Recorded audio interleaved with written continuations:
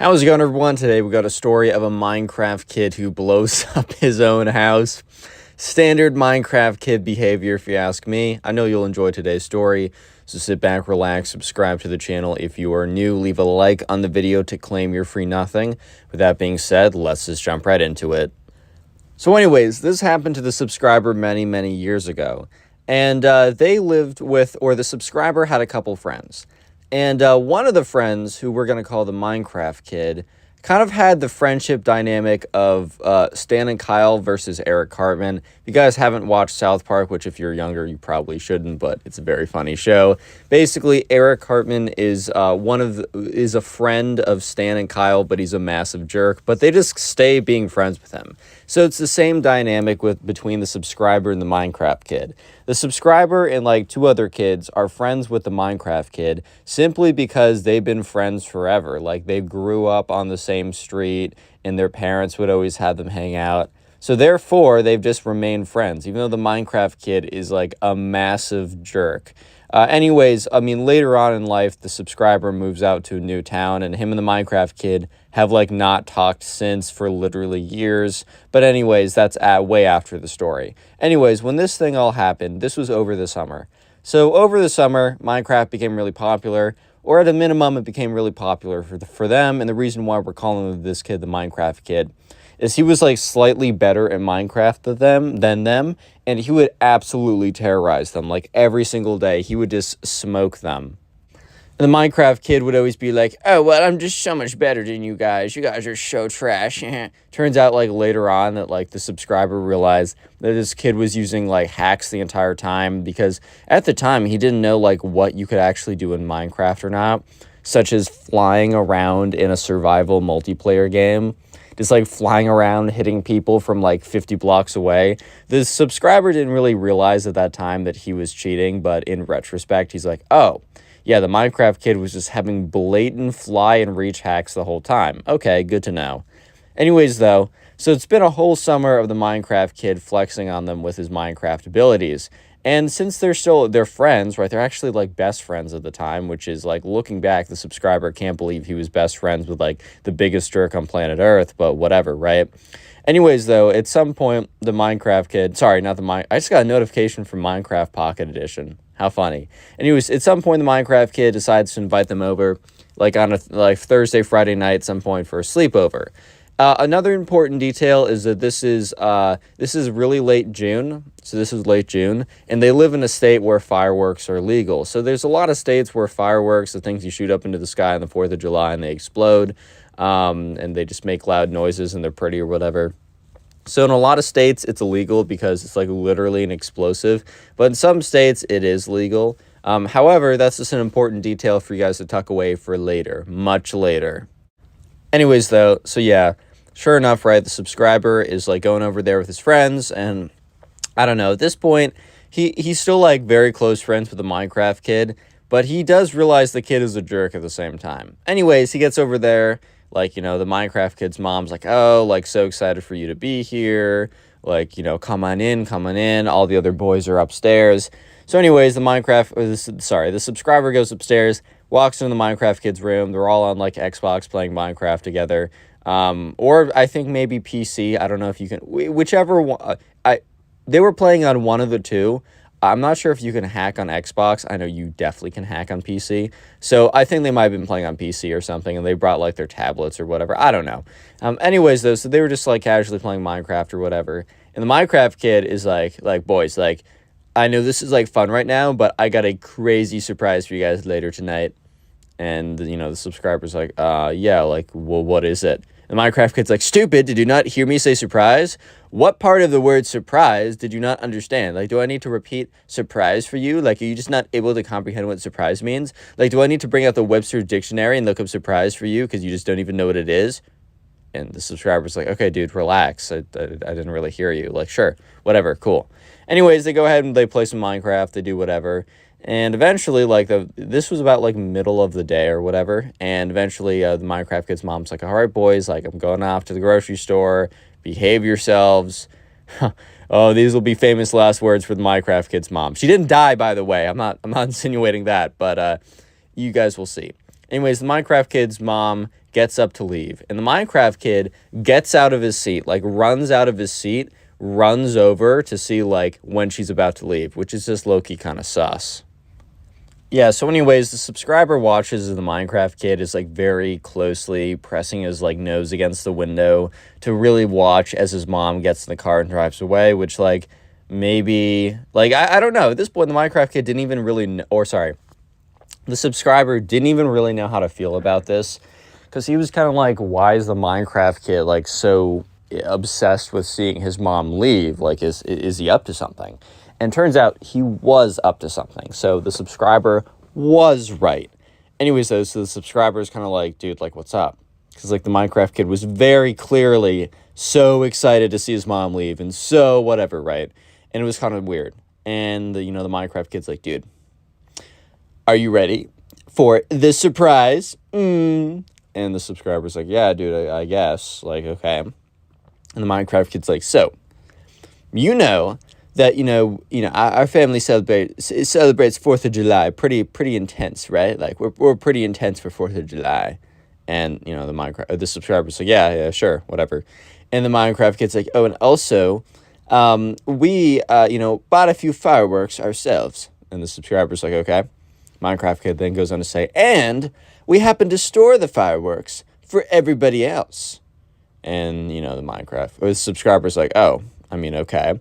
And that's when the Minecraft kid brings him like down to the garage, opens up the garage, and the subscriber has never seen more fireworks in his life. Like, the subscriber says this is genuinely like one of the most insane things he has ever seen. Like, so many fireworks, just so many. And the subscriber's like, oh my God, dude, like, you're being legit. Like, there's so many here. The Minecraft kid's like, yeah. I thought if you wanted to, we could, like, mess around with a few. Because here's what I'm thinking. They're not going to notice that, like, 1 or 2 fireworks disappear, will they? And, okay, remember, these kids were in, like, 4th grade or whatever. If they were, like, a little bit older, they would realize that, yeah, maybe they wouldn't realize, like, that they were missing a firework. Even though, like, probably each, like, person who bought fireworks and who was, like, just storing them at the Minecraft kid's house probably has some kind of like recollection of what they bought. And if they bought like 4 fireworks and they're down 1, I mean, that's a pretty big difference. But the more important point is that, yeah, you can't just like mess around with a firework or 2 and not have anyone notice. Like, the whole point of the firework is to be loud and to make a lot. First of all, is to be loud, super bright, super eye-catching. You're not going to secretly set off a firework in the middle of the day in a very densely populated neighborhood. That's just not going to happen. Yeah, so anyways, right, the subscriber at this point, remember, he was in 4th grade when this all happened. He was like, oh, okay, sure, whatever. Like, that actually sounds pretty fun. So the Minecraft kid's like, dude, let's just bring up all the fireworks up to my room. And so the subscriber's like a little bit like, are you sure we shouldn't just look at them in the garage and then maybe pick 1 or 2? Which, by the way, they were totally going to get caught if they even set off 1, but they weren't even thinking about that. And the Minecraft kid's like, dude, no, it's like kind of musty in here. I don't like it. Like, let's bring them up to my room. So yeah, sure enough, after like a 10-minute trip, they bring up all the fireworks up to the Minecraft kid's room. So also, by the way, you guys might be thinking, well, aren't you guys like worried, or aren't they worried? Aren't you guys, me? I'm just the person telling the story. But aren't they worried that the Minecraft kid's mom's gonna like, I don't know, come back or whatever, and just like burst on in and see them messing the fireworks? And it'd be a lot easier to explain if they kept them in the garage than if they were to all be in the room. That is totally fair, but the thing is, the Minecraft kid was like reassuring them that when his mom goes on like trips, like to go to like the grocery store, not only does she take forever in the grocery store, she also goes to like 15 other locations. So he's like, guys, you don't need to worry. My mom will not be back for a hot second. Yeah, so anyways, right, sure enough, the Minecraft kid and the subscriber and like the 2 other friends that are there, I'm not going to give them names, so they don't really need them. They bring up all the fireworks to the Minecraft kid's room. The Minecraft kid's bed is like covered in the most fireworks you've ever seen in one location. So now they're all like, oh, like, man, like, which one should we choose? Like, which fireworks should we take outside? And the Minecraft kid's like, you know what? Why don't we just, there's so many here, we can probably do more than one. And the subscriber's like, dude, I don't know. Like, even taking one is a little risky. If we take more than one, like, that might be too risky. We might get caught. That's when the Minecraft kid responds like, dude, if we only take one, then only one of us can set it off. And, like, that would obviously just be me. So if you guys want to set one off, I would suggest you take one. So the subscriber's like, he turns to his friends, and his friends kind of give him the look of like, bro, I'm trying to set off a firework, man. Like, don't get in between me and my firework ambitions in life. So the subscriber's like, okay, fine, whatever. I think the subscriber's like the most kind of like careful one out of all of them. Like the most kind of like, oh, let's just do this the safe way. But even he was kind of cracking like, oh man, like a firework, bro. Like that's so sick. Which, by the way, guys, I just want to say, even if you get your hands on like access to a firework, please do not set it off at a minimum without like parental supervision. That stuff is super dangerous. And there's so many stories of like kids or adults or whatever, like blowing off their hands, blowing off their face. Like it's bad. It's bad. Like these are actual explosives. Be super careful. Obviously don't do anything in this story. This is just for entertainment. Okay. You've heard all the disclaimers. You guys are good. You guys are smart, right? Yeah, anyways, though, so yeah, sure enough, the subscriber is like, okay, that's fine, whatever, we can do that, man. So they're all looking at the fireworks in the bed. They're all super excited. And that's when the Minecraft kid is like, all right, man, like, you know what? Let's actually go downstairs and, like I'm kind of hungry. Let's go down and get something to eat. So anyways, they leave the room. They leave all the fireworks in the room unattended, which you might be thinking, okay, well, what's going to happen? Burglar breaks in and, I don't know, sets off all the fire alarm. Like, this is probably not going to happen. However, the Minecraft kid had a nice scented candle going in his room because his room smelled like farts otherwise. And, of course, I'd find that super funny. And the scented candle was put on a position that was not super stable. And I don't know if you guys have noticed this, but sometimes I will put something up and it will stay there for days, right? But since it wasn't super stable, gravity in the movement of the house naturally slowly pushes it a little bit until eventually, days later, it falls over. Like, it's always so scary because something will be sitting there for days and then just randomly fall over. And it's like, it's not a ghost. It's just been slowly losing its position. Or maybe something else in the house shifted and I didn't even notice. So, I think you guys can see where we're going with this. Anyways, though, the Minecraft kid and his friends, like, they grab something to eat, and they're like, all right, let's actually, like, head outside because it's, like, nice out or whatever. I don't know. So, they all walk outside. Yeah. So, good news, they're all out of the house. Yeah, but anyways, though, so they're all sitting, like, outside, and for some reason, like, they're all facing towards, like, the bedroom, the Minecraft kid's bedroom. And that's when they see the window explode. Like, the window shatters and explodes. And you just see this big, like, colorful explosion and loud bang. This was the first of many. Real quick, if you made it this far into the video, comment house down below. Secret word of the day will be house. I just want to see how many people made this far into the video. If you use Spotify and you don't listen to the stories on Spotify, first link in the description and pinned comment, I do believe. And finally, up until summer, we're having a little bit of a challenge on the channel. It's a binge watch challenge. Basically, comment down below how many videos today or this week that you've watched in a row. Be like, oh, I comment down below, for example, I've watched 10 videos or I've watched 2 3-hour-long compilation videos. You can specify if they're the compilations because those are pretty long. And yeah, I just like it helps out the channel. It's a little cool community building activity, and I'll try and heart a bunch of those comments. And with that being said, make sure to leave a like in the video to claim your free nothing, and let's get right back to the story. Yeah, anyways though, so they're sitting there, and they're just looking at the Minecraft kid's room. And then, boom, window shatters, explosion, like just loud colors, right? So basically what happened, this is what they think, because they weren't in the room. But the Minecraft kid, after, like, Please Come or whatever, this is jumping very far in the future. But what they do think is that, you know, the scented candle or some kind of candle was, like, there. It was kind of in a unstable position. It fell over. Some of the fireworks, like, some fireworks are, like, lit by, like, fuse. It must have just fallen over in the wrong position. Must have just lit one of the fireworks. One went off, and then as you can only imagine, one going off, it's going to be a chain reaction. So the Minecraft kid, the subscriber, and the two other friends are sitting there.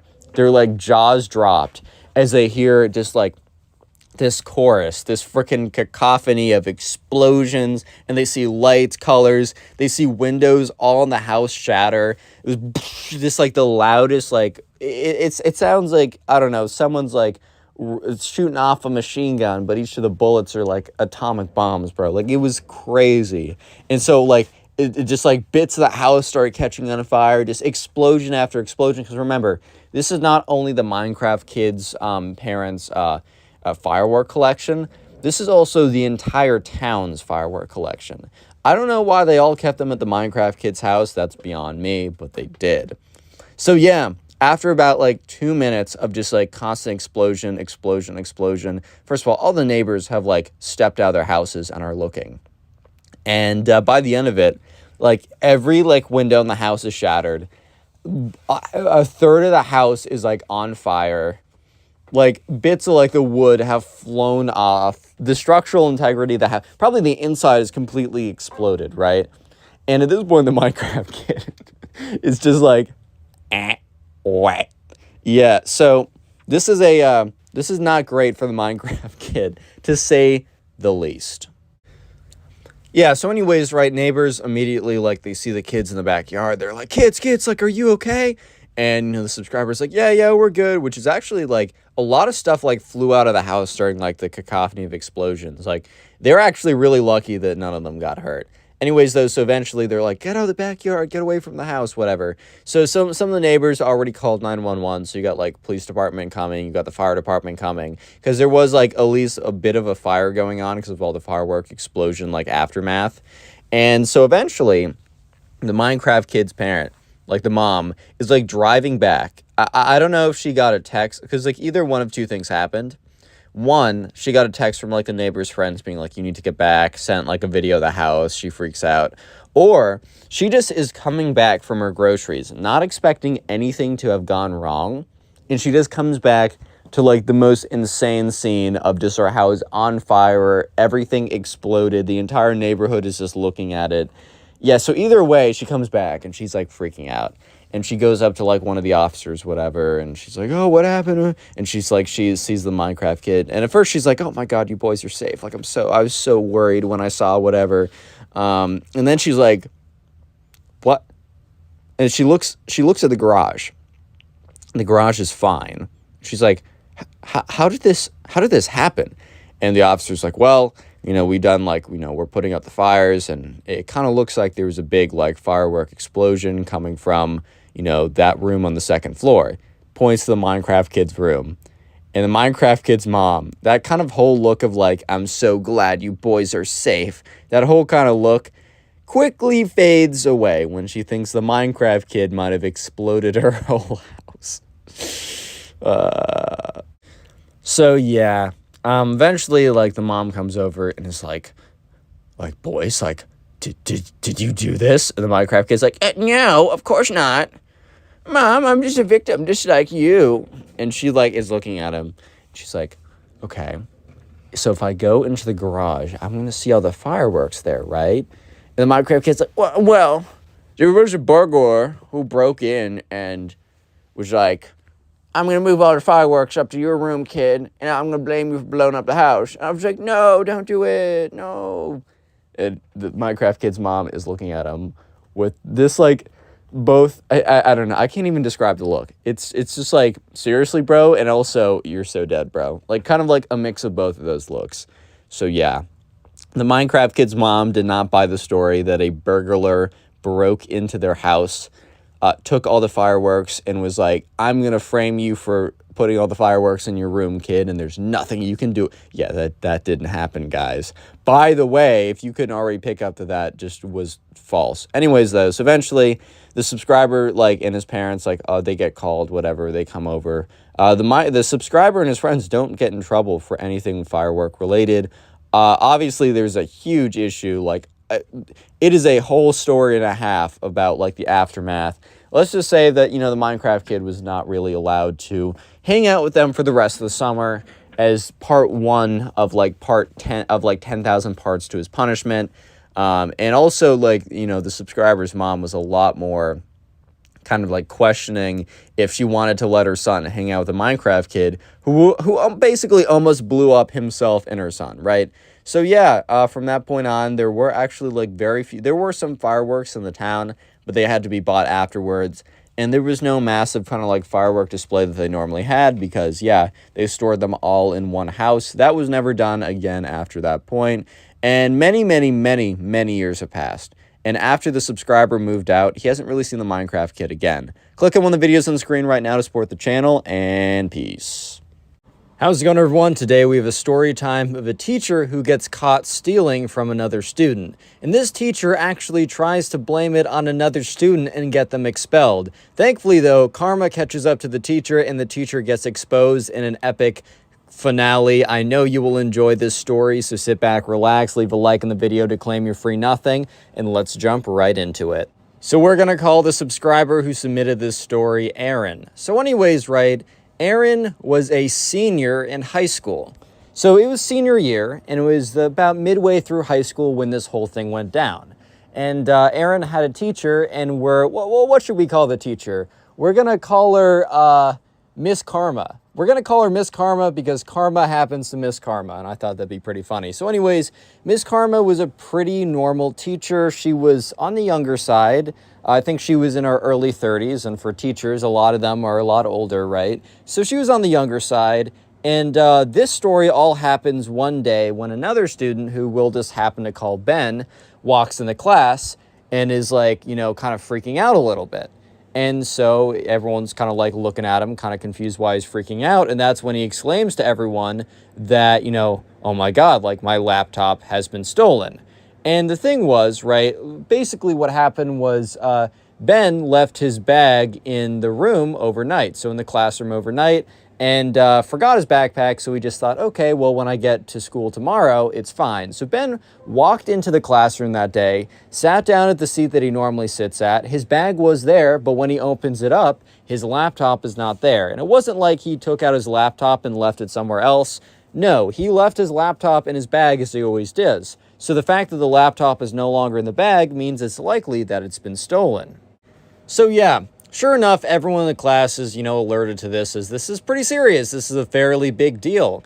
I mean, a laptop is no inexpensive item. If his, backpack was stolen and there wasn't a laptop in it, or his jacket, or something along the lines of that, I don't think there would have been as much seriousness brought to the situation, even though, a jacket and backpack are not dollar store expenses. You're not going to pay 50 cents for a jacket. I understand that those are still pretty important things to deal with. However, I think we can all agree that laptops are much more serious because they can range from a couple hundred to even $1,000+. So yeah, right away, this was kind of made a serious event. And the teacher, Miss Karma, was like, all right, well, Ben, how about you go to the front office, file an official report, and hopefully, they'll be able to find your laptop or whatever. So Ben was freaking out a little bit because it was his home personal laptop. At the school, you were forced to get a laptop, so they'd give you a school borrowed one, or if you had your own, you could bring it in.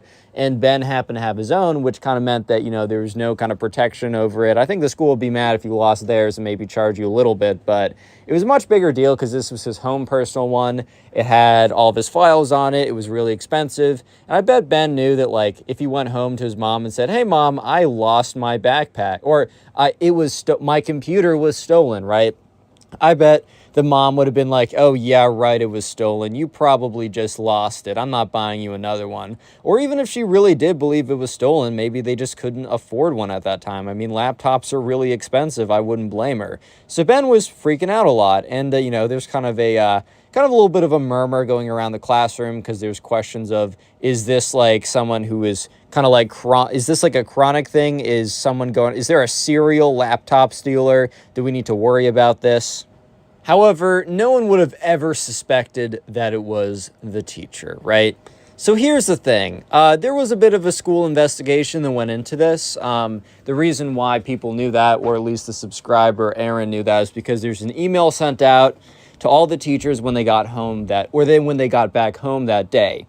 So anyways, right, there's an email. It basically said something along the lines of, hey guys, like just, or not hey guys, hey, what's up guys? No, but they were, they were like, okay, we want to let everyone know that, there's recently been a laptop theft. We don't know if this is a one-time occurrence or if this is a kind of a case of multiple laptop thefts. Or basically what we're trying to say is that, kind of be really aware of your laptops. Please don't leave anything out of sight, and especially don't leave anything overnight because there's a chance that, it'll be stolen. Once again, we remind you that in your contract or whatever that we told you, whatever you bring on school property is not the responsibility of the school.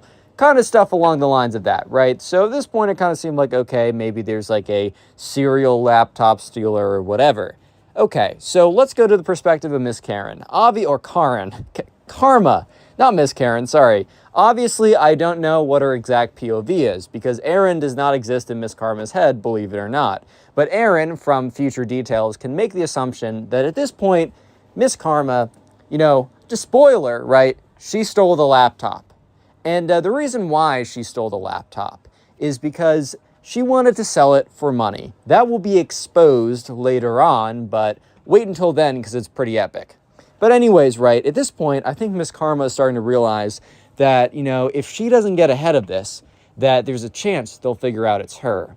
Which, in retrospect, I don't personally, from my perspective, from the details I was given, I don't think the school would have ever figured out who it was. I think Miss Karma would have been scot-free unless she did something stupid, which she ends up doing, but whatever, right? So Miss Karma decides that she needs to blame it on someone.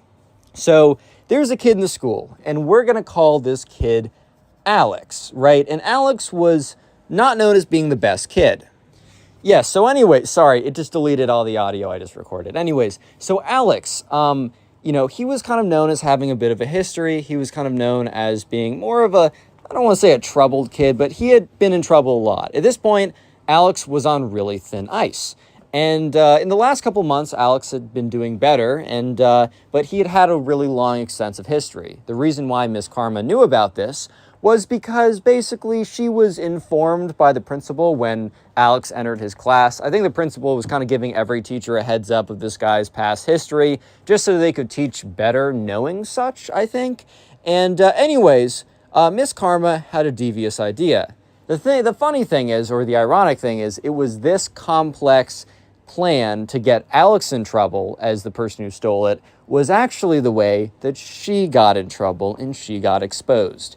So what ended up happening was Miss Karma, when she stole Ben's computer, she sold it and she went on some, I don't know if she used Facebook Marketplace, eBay, or maybe some other third-party service. But what happened, right, was she sold this to someone else and she's already got the money. But the thing is, right, this was the only transaction she's ever made on this account.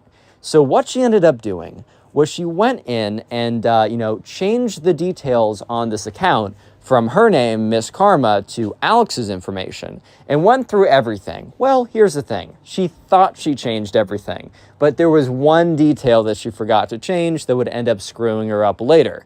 Anyways, though, so sure enough, she changes up all those details. And I know at some schools, the Chromebooks or whatever laptop that they give you if it's issued by the school, you're allowed to take it home and it's basically yours for those 4 years. At this school, I think they've had too many instances of kids dropping their Chromebooks off the 4th floor of their house, that they're just you know what?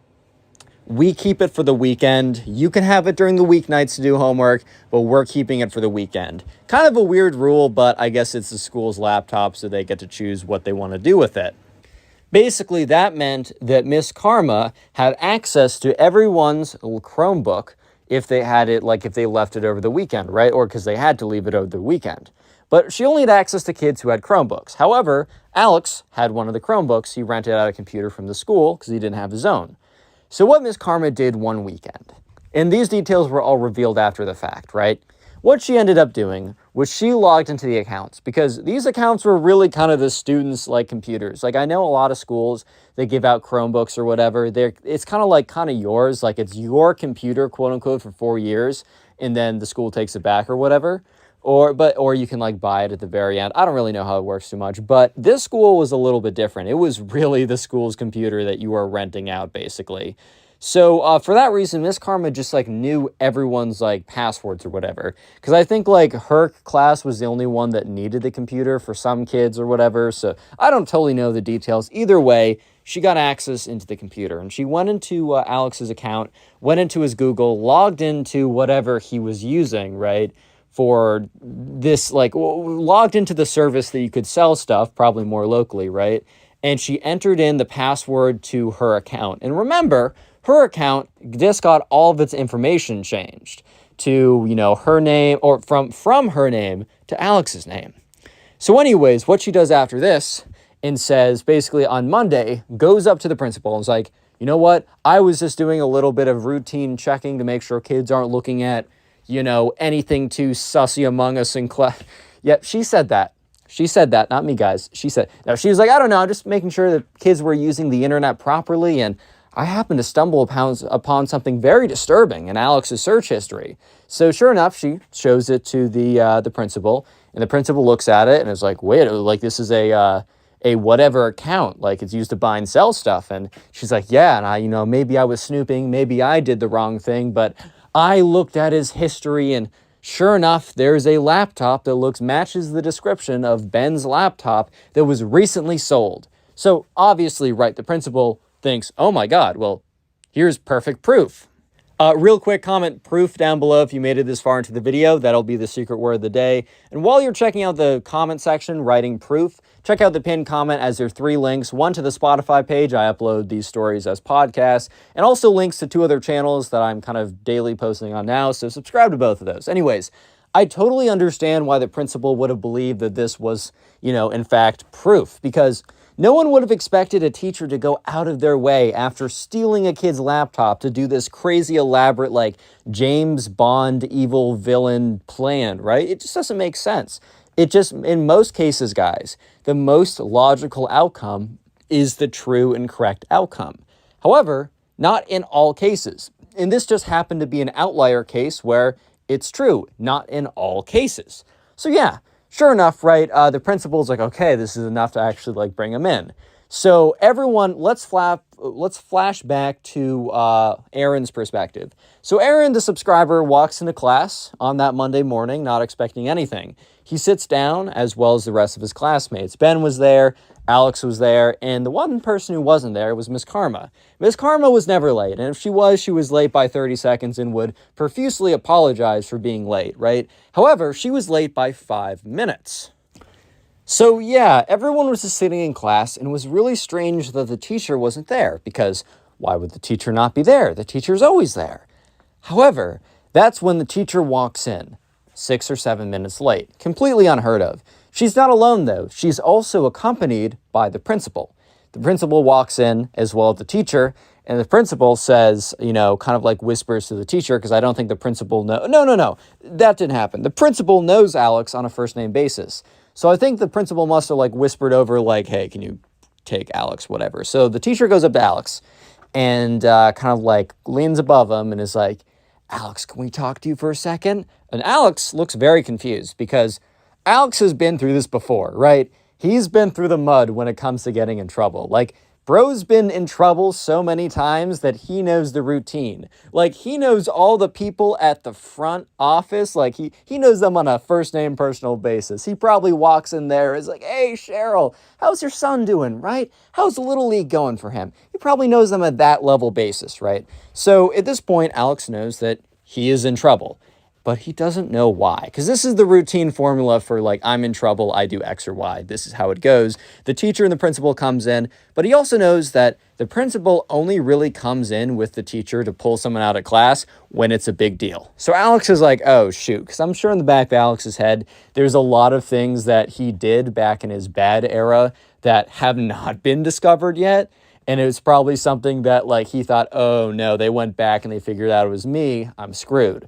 But Alex also just kind of like is like, you know what, I'm not going to incriminate myself. I'm smarter than that. I'm probably not going to say anything.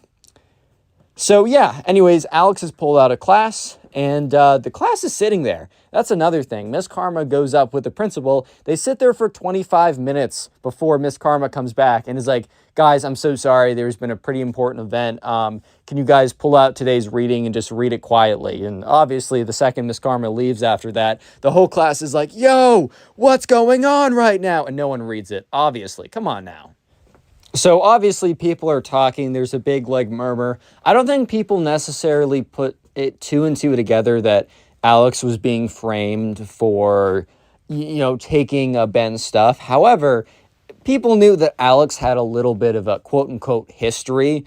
And people also knew the procedure because the whole like the principal and teacher comes in and whispers to a kid to come with them.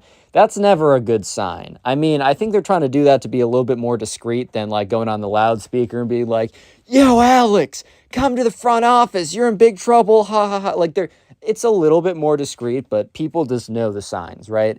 And the fact that Miss Karma didn't come back made them feel as if Miss Karma was necessary in the investigation, if that makes sense. Like if it was just Alex and nothing to do with her or anything like that, they would have been pulled out. Anyways, let's flip back now to the perspective of Alex, who, Aaron actually spoke to Alex after this whole thing went down to get a little bit more detail. So thanks to Alex being, giving with this type of stuff, right, we're able to get a very interesting perspective from how the House of Cards fell, how Miss Karma was actually exposed. And it's actually quite interesting. So anyways, Alex, now we're in Alex's POV, so not the subscriber, but Alex, the kid who is being framed. From his perspective, he's walking up, and the principal and Miss Karma are all walking up to the front office. Alex in his head is like, what? What did I do now? Like, I don't even know. Like, every other time, Alex, when he was caught, he was like, ah, crap. Like, he knew what he did, bro. He was like, all right, fine, you got me.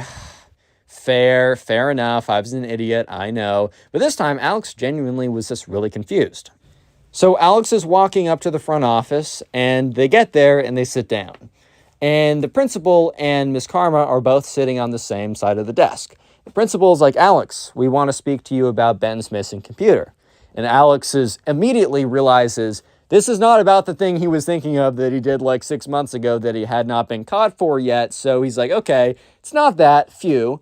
And then he starts to realize, missing computer, like, I have nothing to do with that. So he says, like, oh, yeah, like, Ben came to class and says computer was stolen. I have nothing to do with that. I don't know anything. So that's when Miss Karma was like, well, we disagree. And Ben was like, not Ben. Alex was like, what? What do you mean you disagree? Like, that's not like a I agree or disagree type statement. And that's when the principal takes Alex's Chromebook and flips it around. And sure enough, there is a tab open that is logged into some site, Facebook Marketplace, eBay, or maybe some third-party site. There's a billion to buy and sell stuff, right? Sure enough, it's logged into an account that says Alex's name, and there's one purchase on it, and there's one sell on it, and it is very clearly the laptop that was missing. So Alex immediately his heart starts racing because he's like, this isn't mine. This is my computer, but this isn't mine. So immediately Alex is like, this is not my account. Like, I know it doesn't look like that, but this seriously isn't mine. So the principal's like, look, bro. I don't know if he says bro, but he's like, look, Alex, this is your computer. This is a recent search, and we log in, and you're logged into this account that has your name on it, and there's one transaction, and it happens to be the computer that was stolen a couple days ago. You need to understand my perspective on this and how I cannot believe you if you just say it's not me. So Alex realizes this. He knows it's not him. It looks fishy and suspicious, but he just can't realize, right? He can't, like, he's just like, this is so good. Like, whoever did this to me, and he's like half thinking that he must have been in some sleep trance or whatever doing this, or half he was going insane. But also, if he was being set up, that someone had done a perfect job. Well, here's the thing. It was a near perfect job because there was a slight error. I don't know what site this was used. I actually don't think this was eBay or Facebook Marketplace because there was some section on the account that had a recent revision history, like a recent changes tab, almost like in Google Docs, how you can see your recent changes. Because Alex was going around just trying to figure out if there was something wrong. Because he's like, this is not my account. Like, what is this? So he goes through, the name says Alex, and it's like, there's an order, and it's all this, all the information looks like him, right? There's not a lot of slots for information. But that's when he went into like revision history for like information or something. I don't really know what site has this, but like, yeah. So that's when Alex is like, wait a minute. And the principal's like, what? He's like, and he clicks into revision history. And Miss Karma is watching the whole thing. And Alex was not looking at Miss Karma's face because he was focused on looking frantically for some type of proof to show that it wasn't him. But he can only imagine the look on Miss Karma's face, right? Basically the look of, I'm about to get exposed. And when he opens up revision history, it shows the original account name. The original account name was Miss Frickin' Karma, baby. It was her the whole time. So yeah, sure enough, he shows this to the principal. The principal is like, and he kind of looks at it, and he like is in complete disbelief because he sees what's in the revision history, and he looks at Miss Karma, and Miss Karma refuses to make eye contact with him. Yeah, so shortly after Alex was dismissed, he didn't have to be there anymore. And a couple days later, Miss Karma was no longer their teacher, and they got a new teacher. Alex and the subscriber Aaron spoke about this afterwards, and they shared both their perspectives, and that's how we got today's complete story. Do me a favor, and if you're not doing anything, click on the video on screen right now. It'll help me out a lot. Bye. How's it going, everyone? Today we got a story time of a Gen Z kid who ruins his life over a TikTok video. Sometimes people in Gen Z, and I know that's my generation, and I know that's some of your generation, they just want to become famous so incredibly bad that they will risk literally everything just to obtain fame. It's a tough sight, and you do hate to see it. But this is a pretty crazy story, and I know you'll enjoy it. So sit back, relax, subscribe if you're new, leave a like on the video to claim your free nothing, and let's jump right into it. So we're going to call the subscriber who submitted this story Ben. So anyways, right, there's a kid in Ben's class who we're going to call the Gen Z kid. And every single time I get people in my comment section being like, oh, just because someone's in a generation doesn't mean blah, blah, blah. Guys, I know, guys, I know. When I say Gen Z kid, I simply mean someone who spends their entire day canceling people on Twitter. For example, Mr. Beast being nice, nah, canceled, right? Or someone who spends 25 hours a day on TikTok, and someone who gets all of their information, opinions, news, life advice, like spends every second of their day and consumes all their information from TikTok. Those are Gen Z kids. And also Gen Z kids tend to really want like fame at any cost. Like they just see clout and they're just like, oh yeah, baby, let's get some of that. So today is a story of when the wanting of clout destroyed this Gen Z kid's life. So anyways, there's a kid in Ben's class, as I said, who we're going to call the Gen Z kid. And this kid had been desperately trying to blow up on TikTok for the longest time.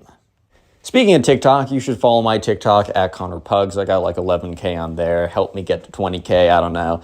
Anyways, though, so this kid had been posting like 5 times a day, literally everything. He would do the TikTok trend dances, whatever. He would do like bottle flip challenge. Bro, 2017 is calling. Like it wants its trend back. That's all I'm trying to say. But yeah, this kid would literally be doing anything to try and become famous online. There's nothing inherently wrong with this, by the way. Like I was grinding on YouTube for the longest time. Like I probably made 500 videos before I even got like 20,000 subs. So like nothing wrong with it at all. Like that's totally fine. However, this kid was like super obnoxious about it too. Bro would like do quote unquote prank videos where he would just be really annoying. Like, you know, like back in the day, I don't know if you guys were around for like the YouTube 2015, 2016, like prank era where people would just be menaces to society. And it's like, it's just a prank, bro. It's like, nah, dude, it's not just a prank. At this point, it's mad serious. Like, dudes would actually go out and, like, do really bad stuff. And then when the other person would understandably start to retaliate because, I don't know, something bad just happened, guy with the camera would come out and be like, dude, it's just a prank. Don't get mad at us. It's like, no, dude, you still did it. doesn't matter if it's a prank or not. And then like it kind of became a meme, like it's just a prank is like a cop out. Anyways, though, so this kid had been grinding for the longest time trying to become successful. Yeah, so anyways, though, sometimes people on the internet will, instead of taking the long route of making content that maybe doesn't get a lot of views, but being like, I know someone will like this and just sticking with it and just making improvements and really just learning their craft over time, some people will go out and do really viral stunts that are just not really good. Example is like back in the day when people would like lick ice cream and put it back in the store, which is very illegal for many reasons, and they go viral for that reason. First of all, that fame is super fleeting, but also second of all, dude, stupid. You just film yourself committing a crime on camera, bro. Like, that's ridiculous. Anyways, though, so one day, you know, the subscriber Ben was sitting at lunch, and the Gen Z kid, who everyone kind of didn't like because of how kind of like cringe and annoying he would be. Doesn't mean he's necessarily a bad person, but he'd be like, I don't know, like throw a banana at someone and be like, dude, you just got pranked, bro. You just got pranked. And everyone be like, oh my God, this kid again. Yeah, but anyways, right, sure enough, this kid came up to Ben and he sat down next to Ben. And Ben's like, what's up, man? And this guy's like, dude, I know I say this all the time, but you're not going to believe the TikTok I just made. And so Ben is like, okay, and pulls up the page. And sure enough, he pulls up the Gen Z kid's TikTok. And the Gen Z kid was not kidding. Ben could not believe the TikTok he just made. But not because it was, oh my God, this is so creative, so funny. No, it was just really bad. Yeah, so you guys might be really curious about what the TikTok is. So basically, right, and once again, I have to do the little disclaimer. I hope it's obvious to you guys, but by telling you these stories, I'm not encouraging you to do these things. In fact, normally, when I tell these stories, they're from the perspective of us collectively clowning on the person doing these things. So I would personally hope that you would not go ahead and try and emulate this stuff, but whatever. Sure, just had to get that disclaimer out of the way. So the TikTok video was of the Gen Z kid hidden in the girls' locker room. Yeah, I'm gonna let that sink in for a second. Dude was recording himself in the girls' locker room. Now, okay, you guys might be thinking, well, Connor, relax. Like, who cares? Like, no one's in there. No. This was like mid-gym session, or not mid-gym session, but this was like, they were in there too, if you're catching my drift, right? So immediately Ben's like, dude. First of all, he's like, dude. And he's like, dude, like, you actually need to take this down. Like, this is not good. And the Gen Z kid was like, bro, I normally get 5 views in 30 minutes. I'm already up to 100 views in 30 minutes. Bro, this is going to be my ticket to TikTok fame. And Ben's like, no, this is going to be a ticket to getting suspended and expelled, bro. And let me just say that Gen Z kid probably should listen to Ben here. Probably should have listened to Ben. But hey, man, you guys are just going to see how this story unfolds. Yeah, so sure enough, right, the subscriber is just looking at the Gen Z kid. And is like, man, I don't think you understand. Like, you know, you can't be in the girls' bathroom, like locker room, and obviously like recording yourself and like, okay, so he wasn't like full on recording them. However, like they were kind of in sight. Like he was very clearly hiding in like, you know, one of the lockers or whatever.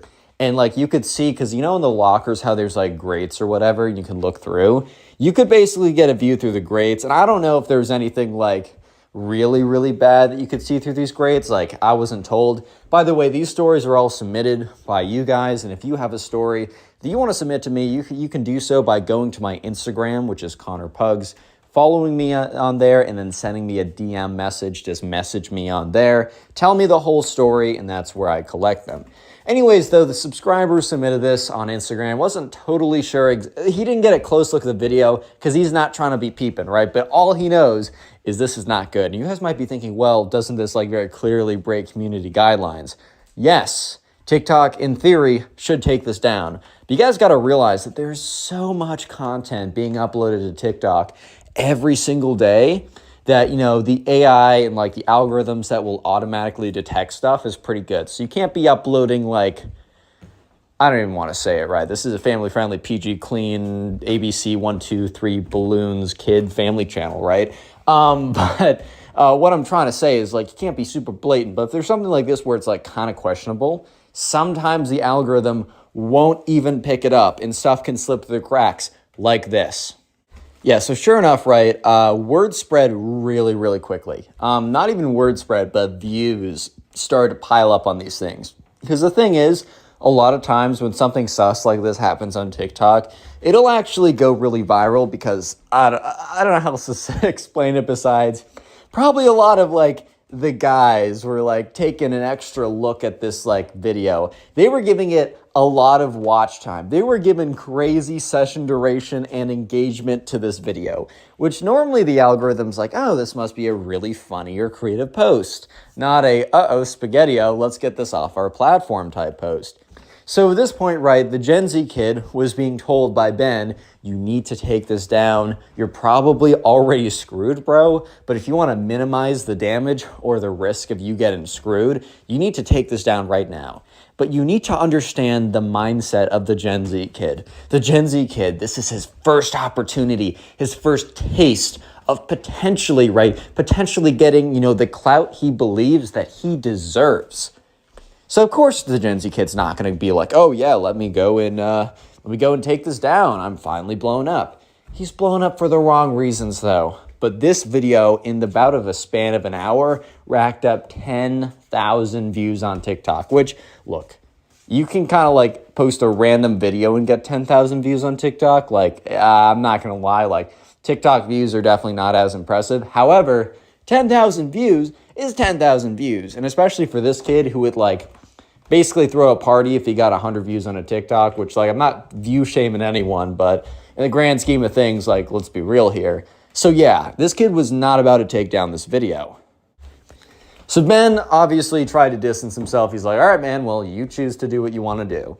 But Ben saw as this other like random guys at the school started like going up to like the Gen Z kid. The Gen Z kid didn't even really need to like self-promote the fact that he snuck into the girls' locker room and hid in the lockers. He didn't even really need to like heavily self-promote that. He just needed to kind of exist for a little bit. He just needed the video to go up and like get the natural traction it was going to get in the first place. And like guys were coming up like, dude, I saw the video. Like, you're crazy for that, bro. Like, you're so crazy. Like, you're ridiculous for that, man. Like, dude, like, that's so valid of you. When they were really just like, yeah, you're crazy for that equals ha ha ha lol. You're screwed, partner. Kind of like, you're kind of messing up here, bud. But anyways, right, so word started to spread really quickly because like the video was naturally being sent to the home pages of people who went to this school. Because some people who went to the school already followed the TikTok kid, the Gen Z kid. So that video would immediately appear on their For You page. And then since people like followed each other, a lot of algorithms kind of have like profiles of people and they will recommend videos that people of similar profiles will be interested in. That's why like if you guys watch Am I the Jerk or Tag Swag, you might have been recommended my video and vice versa because they're like, oh, people like story videos. Let me recommend another channel that a lot of people like story videos also watch. This is also true for if you're friends with people more on social media sites, less like YouTube, which is more just pure content. But in social media sites, it's kind of like if your friend follows and engages with a page or a photo or whatever, you're more likely to see it. So basically the whole school got this video shot onto their For You page within the matter of like an hour and a half. And that's when a big group, and Ben was walking by as like the Gen Z kid was basically basking in the glory of his crime, right? Which is like what I find so funny is like when these social media guys who commit crimes and go on TV. I'm like, yo, relax, bro. You're basking in the glory of your crime.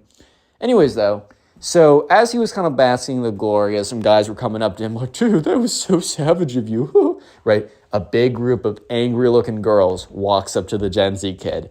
And the Gen Z kid, when he sees this, his little smile on his face, his little like, I'm famous, I'm crazy, I'm cool smirk completely gets wiped away. If you made it this far into the video, comment TikTok down below. That'll be the secret word of the day. I'll try and heart as many comments as I can to say TikTok down below. And also, if you want to submit a story, make sure to go to my Instagram at ConnorPugs and follow me, then DM me there. If you use Spotify, these stories are on Spotify as well. And finally, while we're on the topic of TikTok, I'm trying to post my shorts on there as well. If you want to follow me on TikTok at ConnorPugs, if you just happen to use it. If you don't, I actually got some respect for you. I only have it downloaded because I'm trying to post on there. But if you do happen to use it, if you want to give me a follow in there, try and boost me to some new people, that would be pretty sweet. Anyways, let's get back to it and see what happens next. Yeah, so anyways, right, the Gen Z kid gets confronted, and Ben, the subscriber, like, he wasn't there, but he was passing by, so he was able to get basically the TLDR what happened, right? What happened is they were all, like, freaking out at the Gen Z kid, basically saying how creepy and weird it was that he was in there in the first place, but then how it was a total, like, breach of their privacy for him to go in and, like, start recording stuff. Both two super valid statements, guys. Please do not do any of that nonsense. I hope we are all collectively clowning on the Gen Z kid for wanting clout that badly. Anyways, though, so yeah, sure enough, the subscriber Ben kind of just like walks along. He's like, I'm not trying to be associated. I'm not trying to be a part of this. And here's where things escalate even further. So parents are starting to learn about this video, right? Because, like, I don't know, some, like, daughter who got caught on the recording, bad situation, right, must have forwarded to their parents being like, look at this kid in my class, like, deal with this. And the parents probably spread around the existence of the video, not trying to look at the video, right, it's privacy, whatever. And, a bunch of them started contacting the school. School's getting, like, their phones are blowing up, whatever. So pretty shortly after, a teacher pulls the Gen Z kid aside. He goes immediately to the principal's office. It's a huge meeting, a huge whatever. So Ben tells me that the video was down shortly after.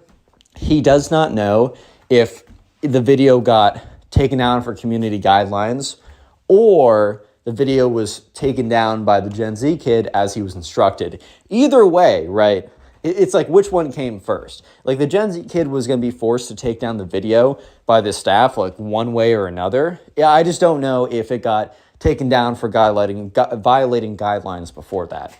Anyways, though, so yeah, there was kind of like a long debriefing or whatever, because it was like parents were mad about this, and understandably so. And also, you got to realize that the Gen Z kid broke, like, so many rules doing this. Because not only did he, like, break into the girls', like, locker room, which is pretty messed up alone, but he also recorded it and posted it online. So because of that, like, just like that string of just a bunch of bad offenses, one after another, the Gen Z kid was not suspended. He was flat out expelled from the school. And that completely turned his life around, because the Gen Z kid had made all of his friends, even if they weren't that close, but he had still made all of his friends at the school. They needed to find a new school district. It was bad. It was a bad situation. And to this day, like, the subscriber Ben genuinely doesn't even know what happened to the Gen Z kid. He doesn't know where he's at. He does not know what he's up to. He just does not know what the Gen Z kid is doing right now. Who knows? Genuinely. So moral of the story is just don't be a jerk and do stupid stuff for TikTok clout. For the love of God, please, guys. How's it going, everyone? Today we got a story time of a spoiled kid who gets fired by his own dad. Even though this kid was hired to the job by pure nepotism because his dad literally runs the place he was working at, the spoiled kid was so terrible at his job and just didn't care that it got to the point where his own dad fired him. It's a pretty satisfying story that I know you'll enjoy, so sit back, relax, subscribe to the channel if you're new, and let's get right into it. So we're going to call the subscriber who submitted today's story Ryan. So anyways, right, this was all happening Ryan's freshman year in high school. So, well, I should say the summer after his freshman year. So the summer before his sophomore year in high school. And so Ryan's parents were, before the summer came around, suggesting that, he get a job, because Ryan was kind of entering that part of life where there was a lot more things that he wanted. He wanted a bit more freedom. And Ryan's parents, they were fine paying for like necessities, but they weren't all trying to be like, here's all the money you want, go do whatever you want. Because Ryan's parents had seen enough examples of parenting. Basically, they probably watched the Pugs channel and all the spoiled kid videos. So they probably saw what happens when you just give unlimited access to resources, right? So they kind of said, hey man, like if you want to like do more stuff, if you want to eventually, I don't know, buy whatever you want, take your friends out to dinner, just the freedom, you're going to have to work a job to get some money so you can have that freedom.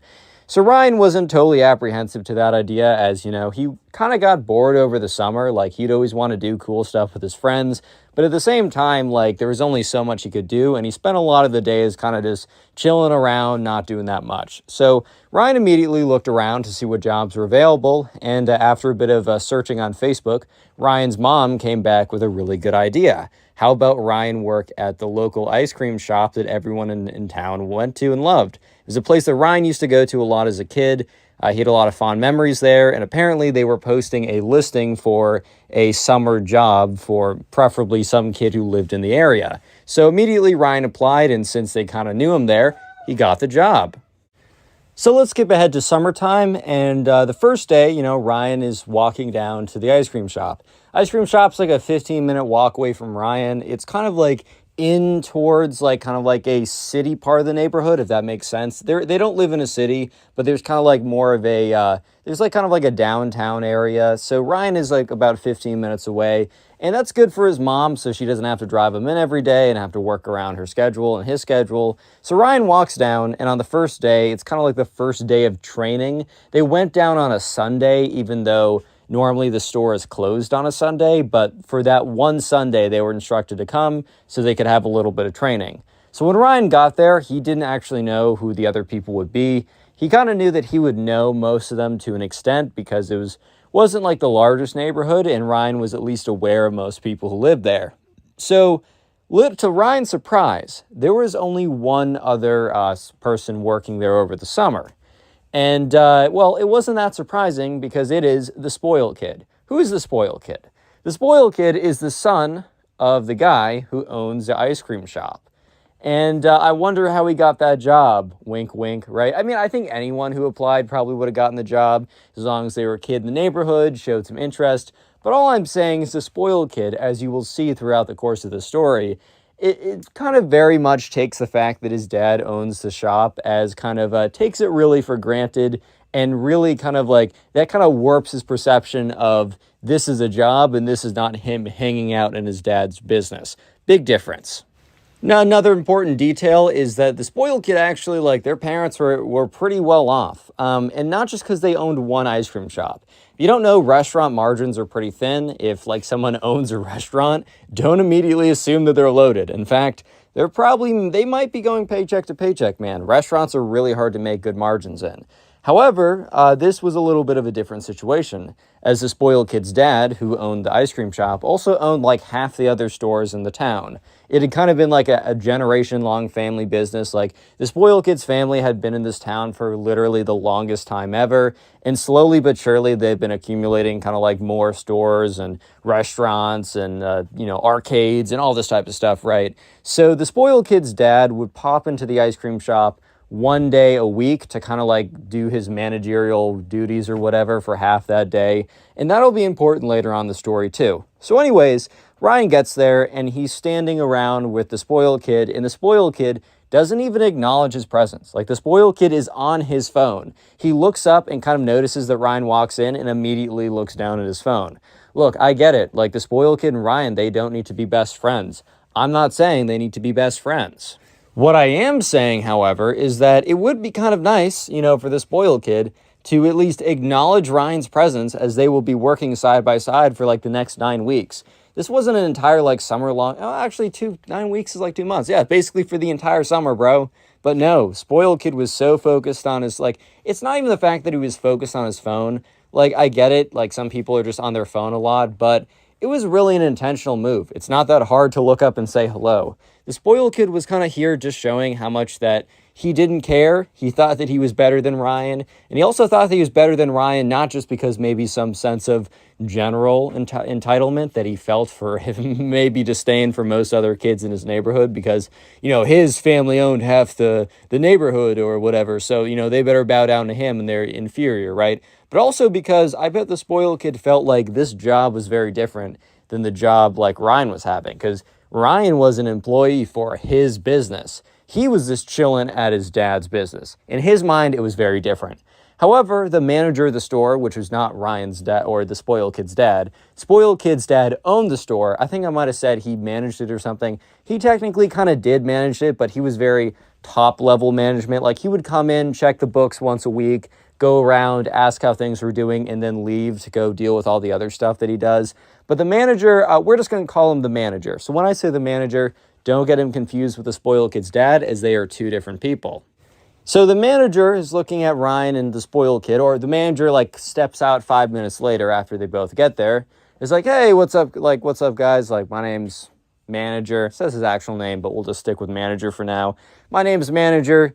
I'll be your boss for the next 9 weeks. Today, we're just going to quickly go over all the responsibilities, all the stuff you need to do, brush over some skills that you will, get better at, but you should at least have a baseline to.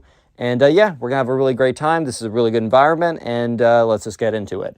So basically, the manager goes behind, and because the store, it was basically just an ice cream store. There are some ice cream stores that are also a burger place where you can also get ice cream, also an arcade. No, this was purely an ice cream place. There were a few seats inside, but you'd only sit down to eat ice cream. So he brought them behind the place where all the ice cream's held. He said, all right, well, here's some scoops. Showed them how to get that perfect scoop or whatever. Dude, whenever I watch people, whenever I go to an ice cream store and I watch the person behind the desk or the counter, I should say, scoop the ice cream, I'm like, dude, that is going to fall off. And it never does. So there's a bit of a skill involved that I don't think I have. So I always have respect. I always have a bit of respect for that. So anyways, goes over the basics, whatever, and they're sent home in an hour. This was just a quick little introductory thing, and the real work started Monday the next day. Let's skip ahead till Monday the next day, where things immediately off the bat, immediately, man, Ryan realizes what he's getting into.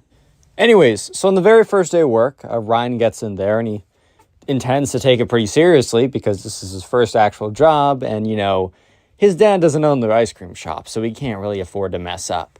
Anyways, so he's standing behind the counter. It's a relatively slow day. I don't totally know why it was a slow day. It's summertime, and I guess in the very beginning of the day, it's kind of slow. Not that many people are coming in at 10 a.m. to get ice cream, so they're kind of just standing around.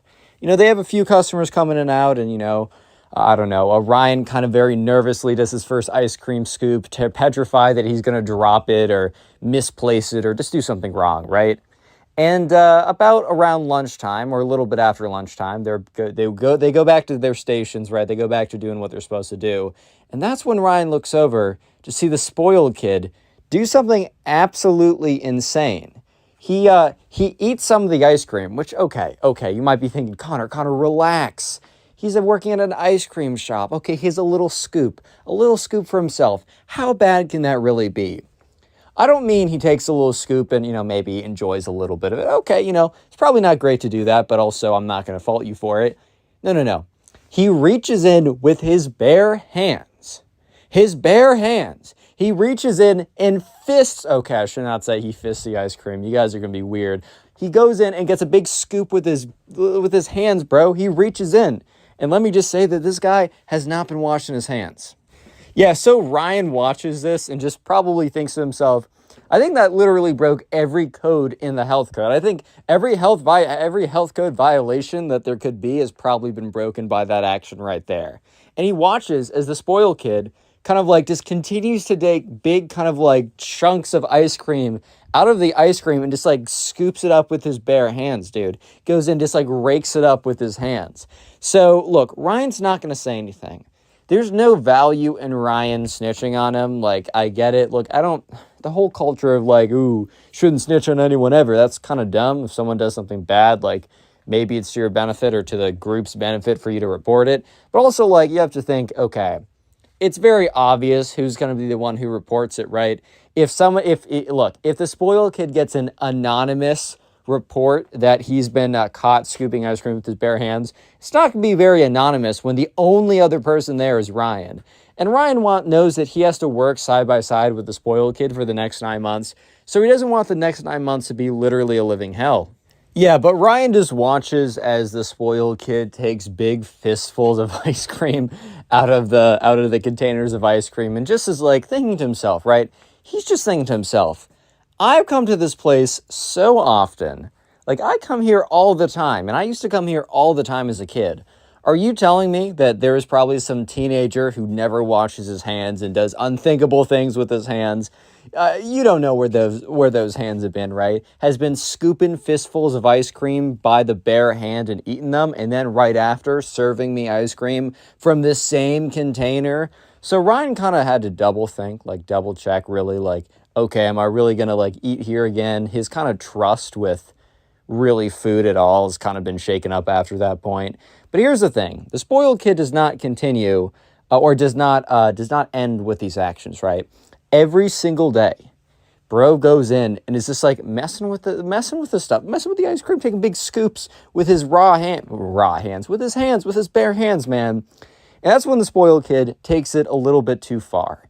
Because the spoiled kid is just so bored one day. It is a Wednesday. It is 10 in the morning. It is about a week in, right?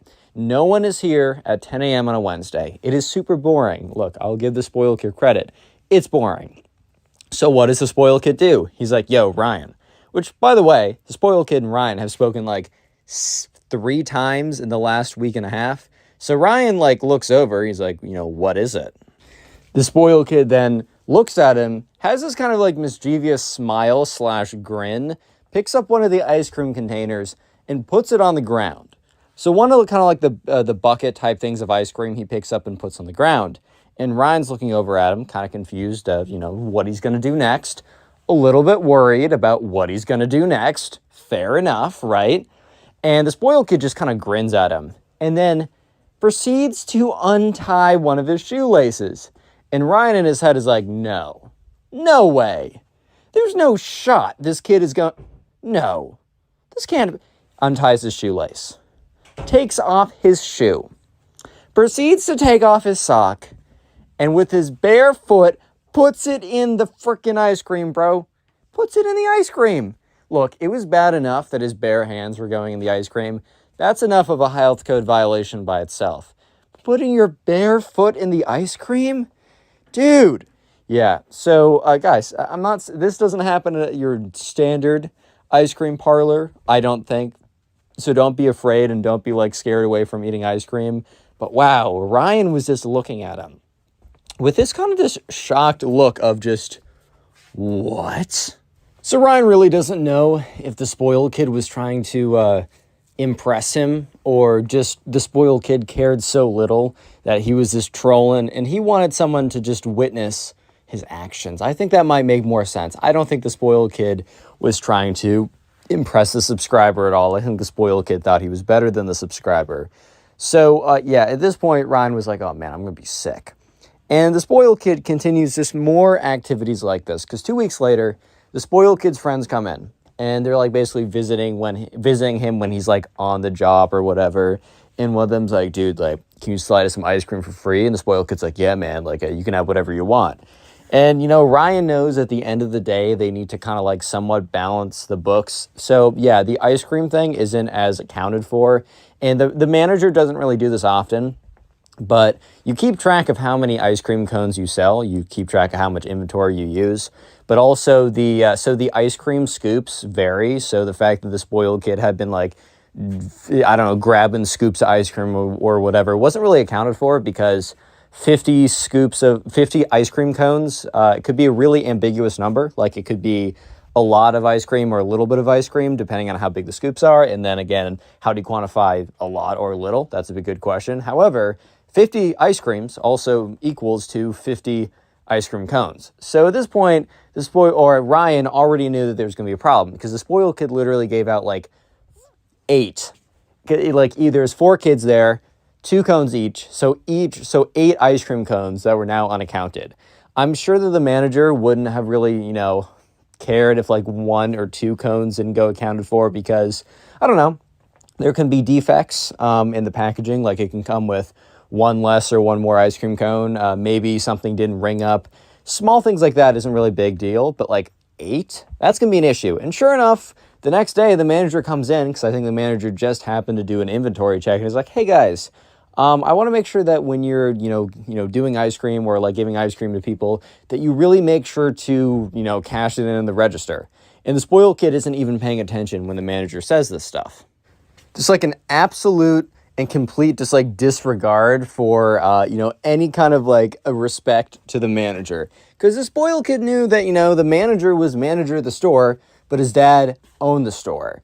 And the spoiled kid was like kind of not paying attention. So it was almost like the manager talking to Ryan. And the thing is, the manager wasn't necessarily accusing them of anything. At the end of the day, the store was doing fine. In worst case scenario, Ryan's dad, or not Ryan, sorry, the spoiled kid's dad could always divert some funds to the store.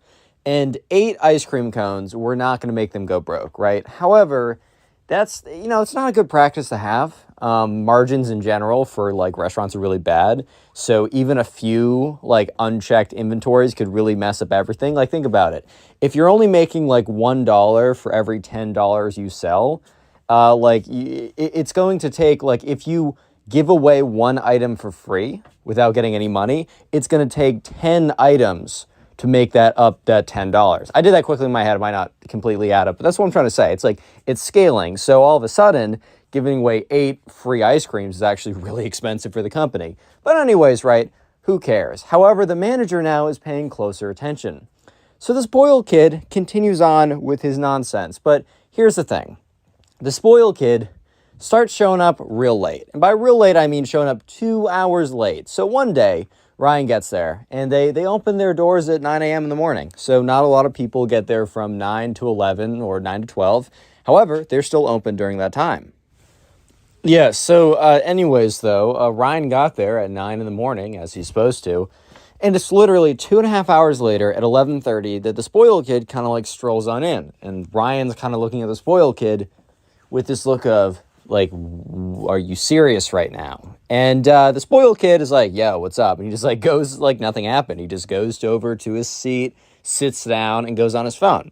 So Ryan, once again, you have to remember, look, Ryan is the only other guy who works there. The spoiled kid is the only other guy who works there as well. If Ryan makes a fuss, he totally rightfully could make a fuss right now. This is really like obnoxious behavior by the spoiled kid. There's no question about that. However, Ryan also realizes something else, that he's stuck with the spoiled kid.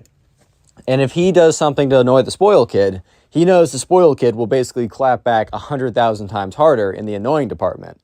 So Ryan doesn't necessarily say anything, but he's kind of like, oh, where were you this morning? Did you sleep in or something? Kind of like trying to say like, hey man, you're supposed to be here at 9, right? Like the time didn't magically change just because you didn't show up, right? Like I was still here. Like not a lot of people came through, but I was still manning this solo. And the spoiled kid kind of looks at Ryan and is like, oh yeah, not a lot of people coming in the morning. Kind of thought I was like, whatever, is what it is. And Ryan's like, yeah, Ryan's not going to make the biggest deal. The truth was, I think they had like 0 to 1 total customers during that time period. Ryan says that they were extremely vacant in the mornings in the ice cream shop. So it wasn't the biggest deal, but Ryan still wasn't super happy about it. Real quick, if you made it this far into the video, comment ice cream down below. That'll be the secret word of the day. And while you're in the comment section, check out the pinned comment on this video. There's a link to the Spotify page. I upload all of these stories as podcasts on there. And also a link to 3 other channels I try and upload daily on. So please subscribe to them as they are fairly new. And you subscribing actually helps out a lot. So it wasn't really an issue until later on. For the next week, the spoiled kid would just not show up at all. So yeah, just for a random day, the spoiled kid showed up at 3. They closed at 4. And it was a really busy day. And the thing is, it's fairly busy with one person, right? With one person manning all the stations, it's fairly busy. Like they have a lot of customers come in, a lot of people to handle, a lot of people to manage, a lot of stuff to do. However, with like half the people there, it was like double the work. It was already barely manageable. It was manageable, but manageable just means you're getting by. Imagine you take manageable and you double it, right? Now it's starting to get really almost impossible to do. there was a lot of backlog. The line was getting long. He was getting Ryan was getting a little sloppy with his orders. So he was like doing the wrong thing, and people would be like, this isn't what I ordered. He'd have to do it all over again, which just honestly made it take even longer. There were probably some undercharges or not charging. I don't know. Ton of issues, right? So spoiled kid waltzes in, at 3, and Ryan looks at him and is like, dude, where have you been all day? And the spoiled kid's like, I thought you could handle it, and it looks like you're doing a great job, man. Shout out to you. Shout out to you for doing such a great job. And Ryan's kind of looking at him like, I'm not buying this, bro. I'm really not buying this. Shout out for doing such a great job. Come on, bro. I'm not falling for such nonsense right now. So, yeah. The thing is, though, it's nothing he can really do because Ryan, at this point, yeah, maybe he should have reported him to the managers. Maybe he should have reported him to the higher-ups. But he just doesn't. However, the spoiled kid continues to skip, continues just to not show up. There are some days where the spoiled kid's there the whole time, but there are other days where he's not. He just shows up for an hour. Some days he doesn't show up at all. However, the spoiled kid kind of thought that it wouldn't matter. It doesn't really matter. Dad's still going to pay me. He owns the place. It's not like I'm going to get fired or anything. Ironic, but he made a mistake, though. The spoiled kid did not show up on a day. And if he only randomly chose this day to show up on, none of this would have went down. He would have been totally fine and probably could have continued doing this for the rest of the summer. However, the spoiled kid must have really felt too comfortable in his bed that day. And that was really what got him. Because he decided to skip the day that his dad decided to check in on the store. So normally his dad comes in towards the later part of the day. So the spoiled kid sometimes would completely skip the day. But if he was kind of aware that his dad was going to come in for the last 30 minutes of them being open, he would show up towards the end of the day. However, this time, the spoiled kid's dad had a big meeting canceled on him. He blocked off his entire day for one person, and they had to reschedule. So the spoiled kid's dad's like, well, this is a really rare occasion. I guess I can go do whatever I want. So he decides, all right, well, I guess I'll go see my son then at work. So yeah, the spoiled kid's dad walks into the store. So Ryan is managing the spot. It's 11, so there's 1 or 2 people kind of trickling in or out. It's not too busy yet. It's going to be busy later. And Ryan just looks at the spoiled kid's dad. And the spoiled kid's dad's like, oh, hey, Ryan, how's it going? And Ryan's like, yo. And the spoiled kid's dad's like, oh, where's spoiled kid at? And Ryan's like, I think he's not here. Ryan's not going to lie. Ryan might not have wanted to rat the kid out necessarily for more the reasons of him not getting in trouble with the spoiled kid. But also, look, he's not going to, take one for the team when he knows for a fact the spoiled kid isn't even playing on the same team with him, man. The spoiled kid couldn't care less what Ryan does. And Ryan knows this. So the spoiled kid's dad's like, what? What do you mean? And he's like, well, he just hasn't shown up. And spoiled kid's dad's like, what do you mean? He tells me he comes in every single day. Does he come in every single day? And at this point, Ryan could be like, oh, this is the first time. No, Ryan's like, yeah, he shows up sometimes. And sometimes he shows up towards the end of the day.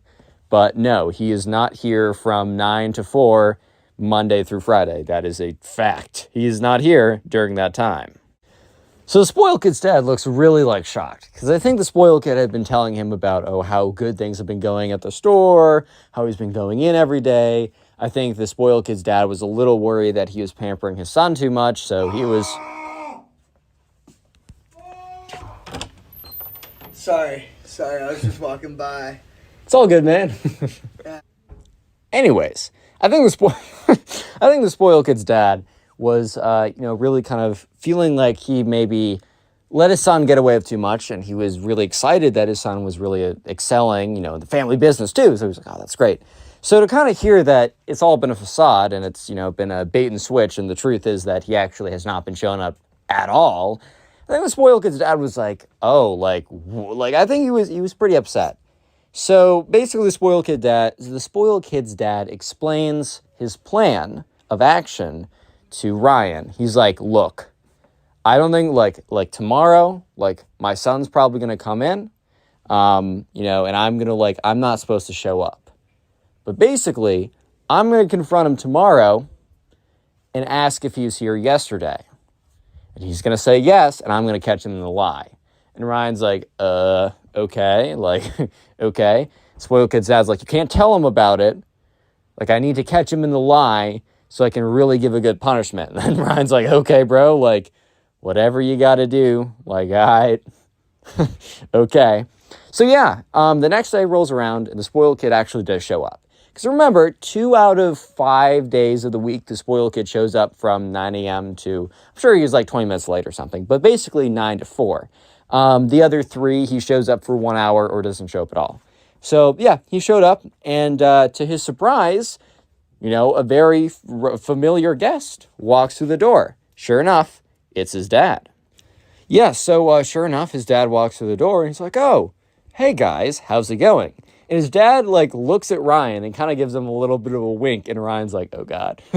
Because Ryan, look, as much as he was going to enjoy watching the spoiled kid get chewed out for being a bad employee because of nepotism and thinking he's better than other people, at the same time, he knew it was going to be kind of an awkward situation because he knows that, 1, the spoiled kid is totally going to lie when his dad confronts him, and 2, it's going to be a little awkward when, he realizes that Ryan didn't let him know what was about to happen.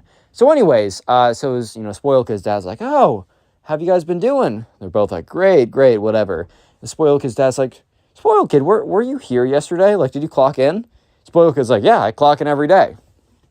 And the spoiled kid's dad, pauses for a second, almost like hoping that his son would rephrase, And that's when the spoiled kid's dad kind of drops the bomb on the spoiled kid, and it's like, I came in here yesterday, and you were not here.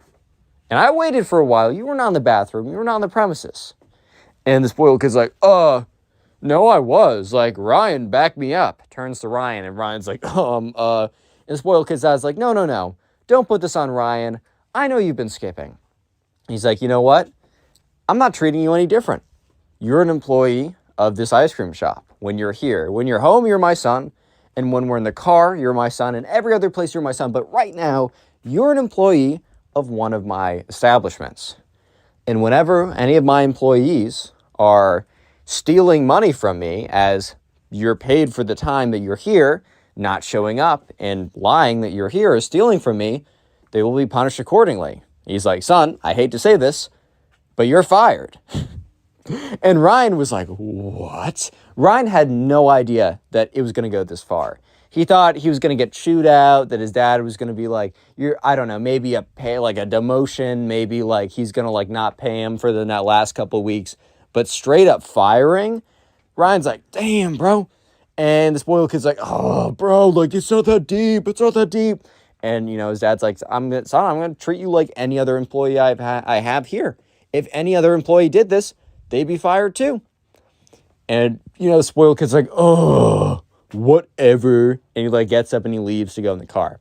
His dad and the spoiled kid drive home. And Ryan's there to leave, man the shop by himself, basically. But that's when Ryan realizes that his dad, the spoiled kid's dad, thought he really did something. But the truth is, it doesn't matter. The spoiled kid's still going to have unlimited access to money. He's still not going to value money. He's not going to value hard work.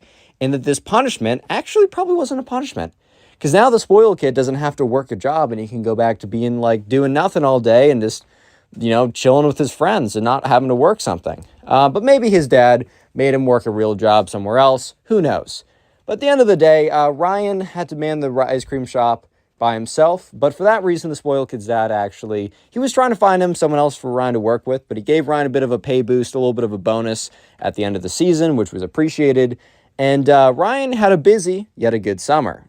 Having a great day because today I have a story of probably the most spoiled brat I have ever told on the channel, and I've told plenty of spoiled brat stories on this channel, but this kid might be the most spoiled and the worst. So yeah, sit back, relax, subscribe if you're new. We're going to call today's subscriber who submitted this story, we're going to call him Lucas. So this all started one day when Lucas was in 7th grade, and he was riding the bus, and it was the first day of school. So, he knew everyone in school. They've been going to the same school for the last 6 years or whatever. And Lucas was on the bus with his friend. They were talking about, they were excited for the beginning of 7th grade. They were excited to see their new teachers, to see everything. basically they were excited to start the new school year. And so they pull up and, they're walking out, and that's when they see this car pull up. It is a black Mercedes car. It is like one of the fancier models. Probably goes for a couple $100,000. Lucas doesn't know this at the time, but Lucas knows that this is a nice car. So this really, really fancy, expensive car pulls up. And, the door opens and this kid walks out. And it's this kid that Lucas doesn't recognize. And it's because this kid is new to the school. And so this kid walks out. He's in these like newly pressed linen shirt. He has these like pants on. He's got like a really slick backpack. His haircut is like pristine. He's got new like whatever super fancy shoes on or whatever. And he walks out and he walks into school. So Lucas, his first class period is English, and he sits down. And, the teacher's like, hey, everyone, welcome back from summer. I just want to quickly introduce our new student. And they point to the student and says, hey, can you introduce yourself? And so the student stands up and says, hey, everyone, my name is Ben. I'm new to this town. I used to live, a couple miles that way. But, my mom had to move because my dad had a super sick job that just forced us to move. And yeah, I'm going to be with you guys for the next couple years. So, my name's Ben. Nice to meet you guys. And, yeah. And the teacher's like, okay, Ben, that was great. And Ben sits down, and Lucas, who's in this class, is kind of just thinking to himself, okay, well, this kid sounds like kind of like a jerk, but maybe he just had a really bad first impression. I'm not going to judge him on that.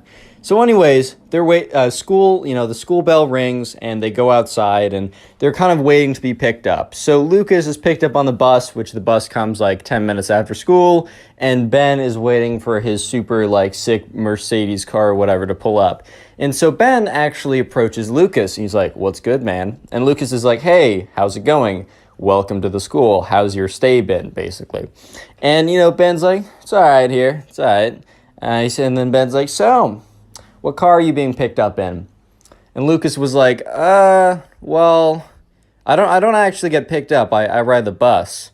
And Ben's like, what? Okay, well, what car does your mom drive? And, Lucas, he doesn't know, but it's not the most expensive car ever because, his family's not doing so hot right now financially. It's things like this happen. So he's like, I don't know. And Lucas is like, you don't know?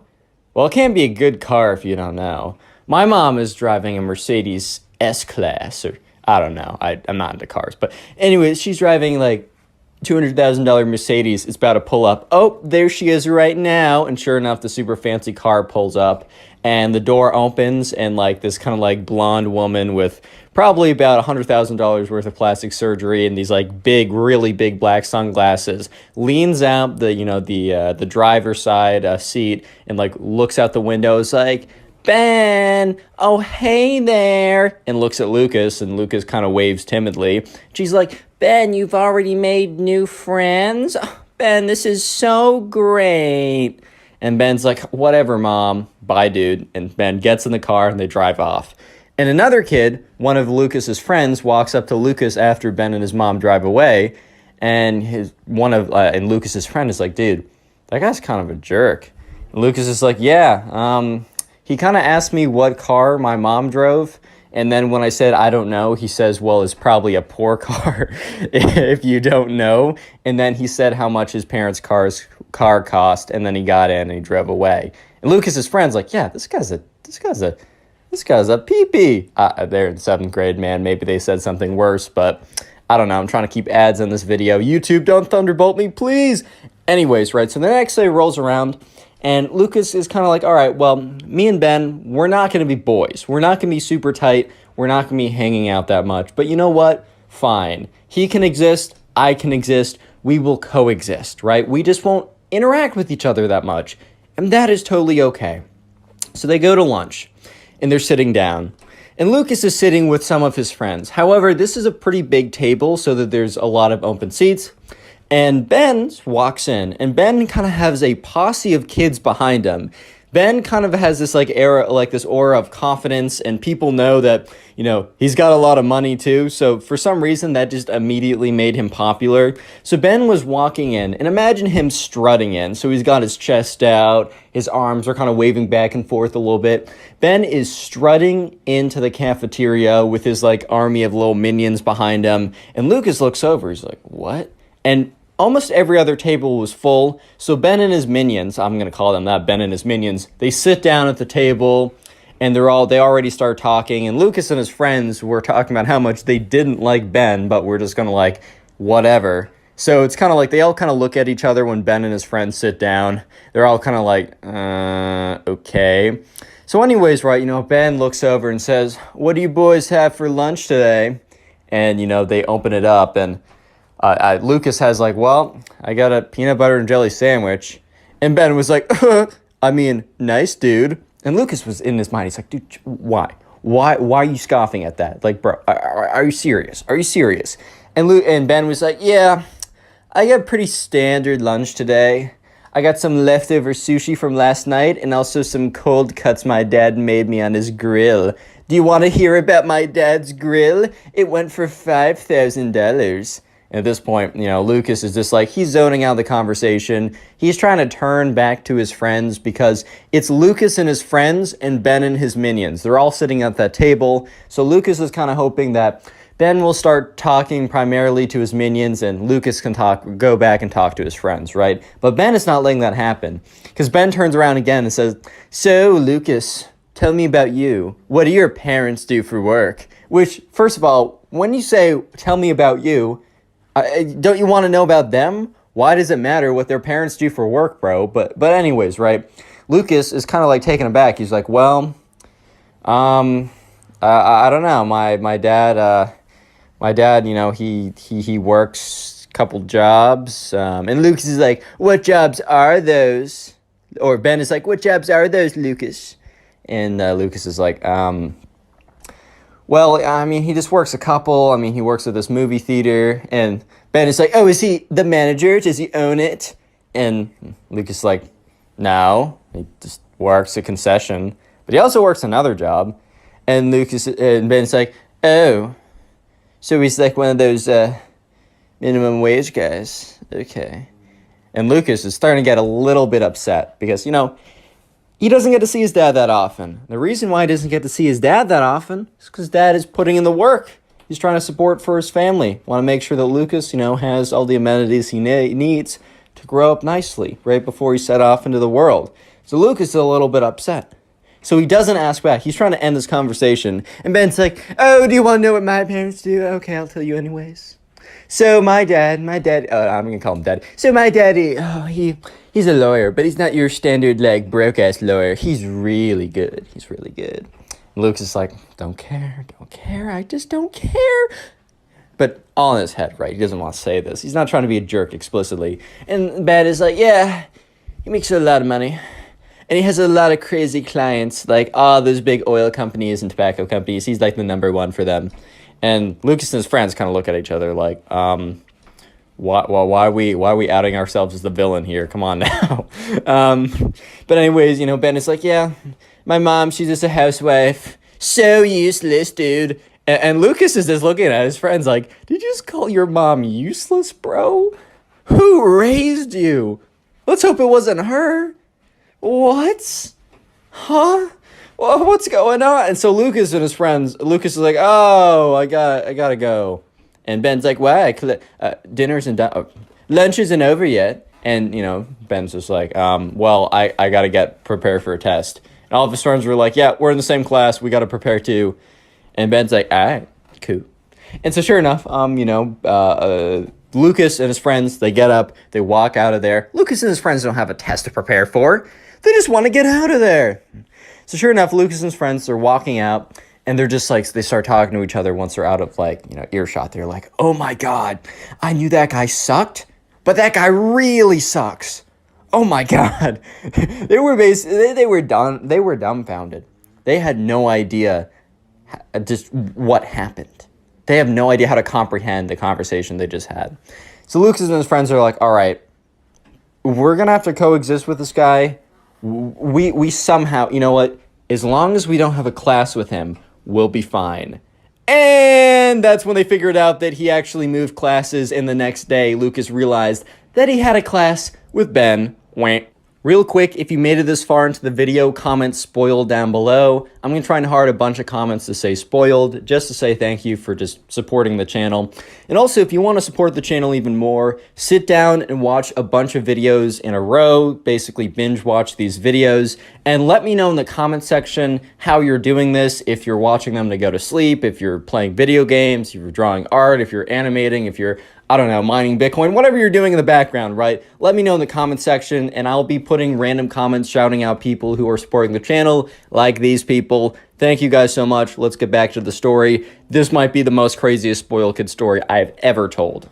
So Lucas and his friends, after they were leaving the lunchroom after what just happened, which was crazy, they were like, you know what, at least we don't have a class with him. 2 days later, Lucas is sitting in his math class. He gets there a little bit early. And the worst sight, the worst visual to cross his eyes ever happened, because the door opened and Ben walked through. And Lucas was so confused, but that's when he remembered it was early on enough in the school year that people can switch math classes. And Ben was in the kind of the least advanced math class. You know how in some schools they have like accelerated, kind of standard, and then subpar. I was in the subpar one sometimes, so I'm not saying that as a diss. I've been there. But anyways, right, Lucas realizes that, you know, Ben was probably self-placed himself in super advanced and then just fell down 2 rungs of math classes and eventually ended up here, and Lucas was like, oh, no, this can't be. It's like when Michael Scott saw that Toby returned. No. Anyways, though, Lucas is like, all right, fine, it's math class. It's not like we're going to be collaborating a ton. I'm just going to sit here. I'm going to learn what I need to learn. I'm going to perform well in the tests. I'm going to ignore this Ben kid. I hate this kid. We are not talking, and that's it.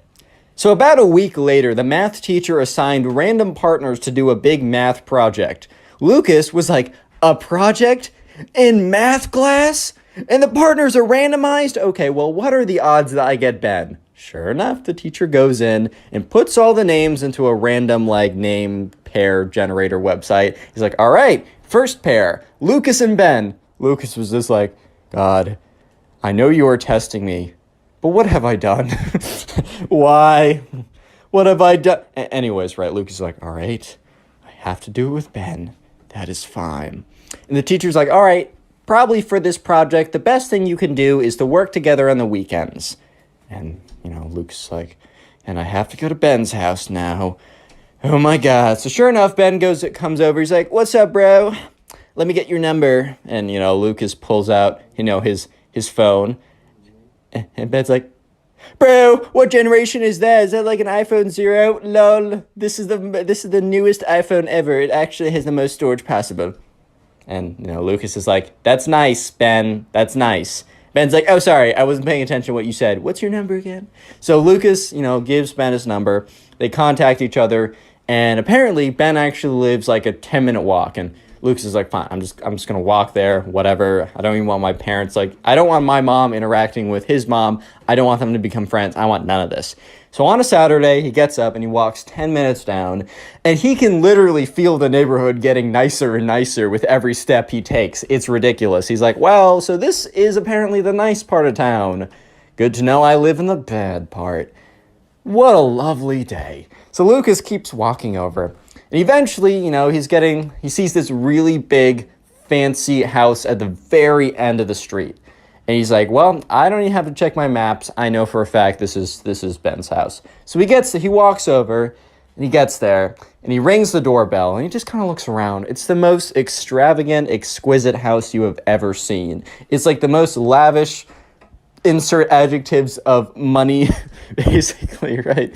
And sure enough, you know, the door opens, and it's Ben's mom, you know, with a $100,000 of plastic surgery, the still has the sunglasses on inside for some reason, has the big long blonde hair, and she's like, oh, Ben, oh, Lucas, so excited for you to come here. Ben, your friend is here. Shut up, Mom. Ben! Anyways, after a bit of yelling, Ben eventually comes down and it's like, what's up? Let's just crank this math out, dude. Let's get it done with. And so Lucas is like, all right. So they head downstairs to Ben's basement, which the basement is not like a standard basement, which is like wet and cold. It's like fancy and everything. It's great. Got like 1,000 flat screen TVs, bars of literal solid gold. Maybe is like an alternative investment, but they go down there and there's this table. So Lucas has his backpack. He whips out his backpack and he's like, all right, let's work on this project. And Ben's like, so how much do I need to pay you to do the whole project for me? And Lucas is like, what? And Ben's like, yeah, can I give you like $5? That's like a ton for you, right? Like, wouldn't $5 just like get a whole year's worth of rice and beans for your family to eat, right? And Lucas is like, he is barely keeping it in at this point. He's like, this might be the most insufferable kid I have ever met. And Ben's like, yeah. What do you want, $6 or something? 7? Oh my God, 7 must be crazy. Have you ever even seen $7 whole in your entire life? I don't think so. At this point, Lucas is like, no way. No. This is not how it goes. This is not how it's going, right? No. This is not what's happening. Lucas is like, Ben, it would be a violation of the honor code for me to do all the work. He said, it's not going to be hard. Just sit down and do it for me. Ben's like, fine, I'll do it. Fine, Ben. Or fine, Lucas. Whatever, dude. And so sure enough, they sit down. And, Ben's like, you know what? I'm actually not going to do this. I'm going to go play some video games. But my mom knows that I have a project, so you had to come over. And just don't tell her anything. Yeah. So if you want to fail this, go ahead and do nothing, right? I don't care about my grades, right? I don't care about my grades, which Ben was kind of bluffing here. But Ben was like, I don't care, right? But I'm not going to do anything. And if you don't do anything, then both of us are getting an F. And I know that grades matter to you, buddy. So either you do something and we both do well, or you don't do anything and we both fail. I feel like it's a pretty obvious answer here. And Lucas was like, this kid isn't just a jerk. He's evil, right? What? So sure enough, Lucas is like, no. In his head, he's like, you're not getting away with this. I might do this. I'm going to do the work, but you're not getting away with this. So Lucas just sits down at the table and says, fine, Ben, you drive a hard bargain, but fair enough. Don't worry. Lucas did not concede here. This is not the end of it. Don't worry. So Lucas sits down, and after grinding away for hours, he eventually finishes the project. And Ben the whole time is playing on his Xbox. He's like, what? Are you done? Cool. See you later. See you tomorrow or see you on Monday in class, buddy. And Lucas gets his stuff. He's like, bye, Ben. Puts his stuff together. Ben's mom's like, oh, come back soon. If you want. And, Lucas is like, thank you. Thank you very much. Lucas walks out and he's walking down all the way back to his house. The entire way back, he's like, this is not over. Ben did not win this round. He won this battle, but I will win the war here. But exactly how was going to be the hard part. Because Lucas knew that Ben could lie. And if Lucas turned him in and said, hey, I did all the work here, Ben could simply say, oh, well, that's a lie. I did the work. Prove it. Prove it if I didn't, right? And it'd be really hard. And Lucas was trying to figure that out until it came to him. Ben has no idea what the project is. He has no idea what the continents of or what is inside of the project. He doesn't know anything about the project. And if Lucas was to turn him in, he would tell the teacher, and the way that you're going to prove it is you're going to ask Ben to say anything about the project. You're going to ask Ben to explain what he contributed to without showing him the project. Because Ben did nothing and he knows nothing. Ben might be able to weasel his way out if he actually sees the project being like, oh, that's totally me. I totally did that part and that part and that part. In fact, I did all of it. He wouldn't be able to do that if he never saw the project. And Lucas starts skipping on he's so excited, he starts skipping on his way back home. He is just full of energy because he has gotten Ben at his own freaking game. So anyways, Monday comes in. And, the teacher's at the end of class, the teacher's collecting projects. And Ben goes up with a project. and, or Lucas goes up with a project, and Ben is like, walks up as well and says, hey, teacher, look at this project. Isn't it so great? And the teacher's like, yeah, good job, guys. And so Ben walks back walks away, goes to the back of the classroom again. And Lucas kind of stays up there and whispers to the teacher, hey, can you wait a second can we talk after class for a second? And the teacher's like, okay, yeah, sure. Whatever you want to do. And so when the bell rings, everyone leaves. And then, Lucas and the teacher are here. And Lucas says, hey. And Lucas explains everything that happened. He explains that Ben didn't do the work, but didn't just not do the work. Told him that, since he wasn't going to do the work, if he didn't want to fail, Lucas had to do everything. And the teacher's like, wow, this is a really serious accusation. Not only will he, fail, but this is part of, academic honesty, because he said that this was his work. So Lucas says, okay, I know this is a big deal, but for you to prove it, just go up to Ben and tell him that, exactly what I'm saying, and then tell him to prove that he did anything by explaining anything about the project. Anything about the project. I am so confident that he didn't do a single thing, that if he gets, a single part of our presentation correct, besides the cover, then you know what? Fine. He's off the hook, and I'm wrong. Even though I'm not, but I'm wrong. He doesn't get punished. And the teacher's like, okay, I'm going to do it. And so he's like, all right, I'm actually going to go to I know exactly what class that Ben is in right now. I'm going to go pull him out of it because this is serious enough. And yeah, all right, Lucas, I will keep you updated. So anyways, Lucas goes to his next class and he's barely able, right? He's barely able to focus because the only thing he can think about right now is, oh my God, he's not interrogating Ben, but he's asking Ben, is Ben going to did Ben figure out something about the project? I really went on a limb saying he won't know anything. What if he just knows one single thing? What if he looked over and just remembers something? Oh my God. And he's going to know that I ratted him out. He's going to make my life terrible if things, oh my God, if this doesn't work. And so after this class ends, Lucas is walking to his next class. And that's when he sees his math teacher walking by. And his math teacher's like, oh, Lucas, can I talk to you for a second? And Lucas's heart just drops because he knows that this right here, this is the moment. If something's going to happen, it's going to happen now. So Lucas walks over and they both walk over to an empty classroom and they walk in and the math teacher's like, hey, Lucas, so I just want to tell you, I talked with Ben and I told him what you said to me and he denied everything. He denied every detail. And in fact, he said that you were the one who was slacking and knew that you were slacking and didn't put in equal work, so you wanted to cover it up. And you told him that, that you were thinking of lying or something like that. And Lucas is like, what? And the teacher's like, I don't know. He explained it kind of weirdly, but at that point, it was a he said, she said, so it was a draw. And Lucas was like, no.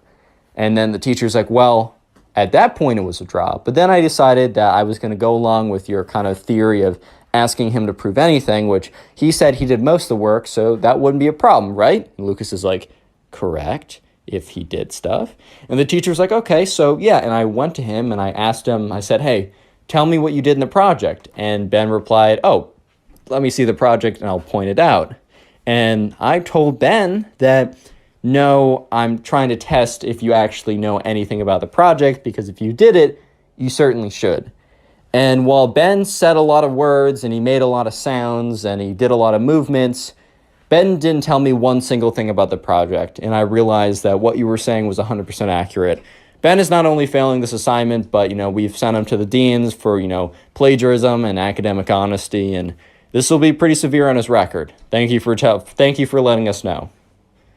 And at this point, right, Lucas knew that he won. Finally, after all this work. But Lucas also knew another thing. Ben wasn't getting expelled. He wasn't getting kicked out. And while Lucas did a pretty big damaging blow, Ben would surely return.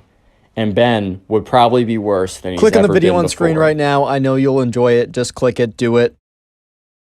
How's it going, everyone? I hope you're having a great day because today we have a story of a spoiled kid who gets so angry that he ends up burning down his entire summer camp. This may be the most insane story I have ever received, so sit back, relax, maybe grab something to eat, grab something to drink, subscribe to the channel if you're new, and let's call the subscriber who submitted this story Max. So this all happened one summer when Max was away at a day summer camp. So it wasn't a sleepaway camp, but it was a day camp that his mom would pick him up and drop him off every single day for a week. And this is a camp Max has been going to for a little while now. And so basically they would, kids would be dropped off, they would do activities, kind of typical camp stuff.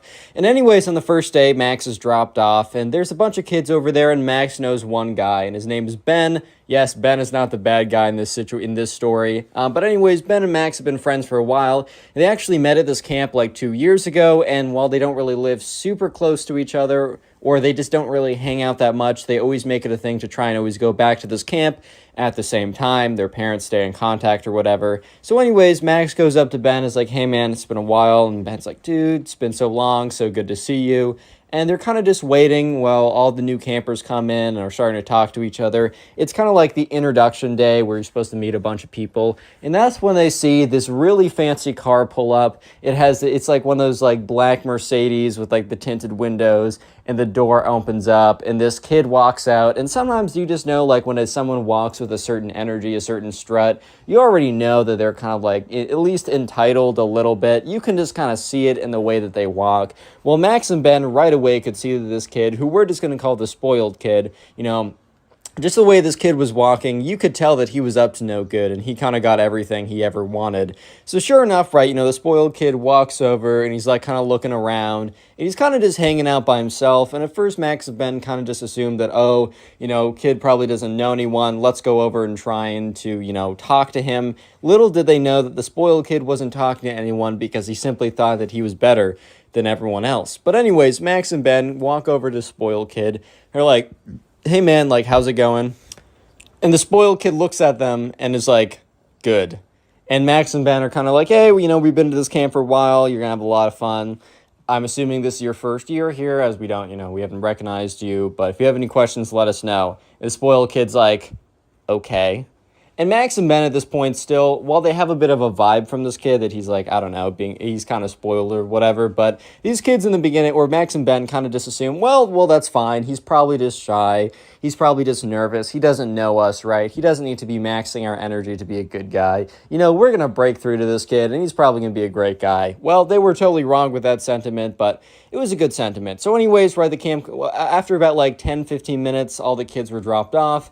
They were all checked in, and the main camp counselor kind of like blew their whistle and said, all right, guys, we're heading into the barn. So basically there was like a barn where it wasn't it wasn't like a farmer barn, like where they had horses or something, but it was kind of like a big open area, and then attached to it was the rest of the building, which had like a little art studio, it was kind of a big building. It wasn't like a massive like university building, but it was a big enough building that you could have multiple. You had like an art studio, you had a big open area, and there was also a pool that they would walk up to every day, at least when the weather was good, but we'll get to that later. So they all walk into the barn area, and the main camp counselor is like, hey guys, like, welcome to camp whatever, week 2, and everyone's like, whatever, you know how that goes.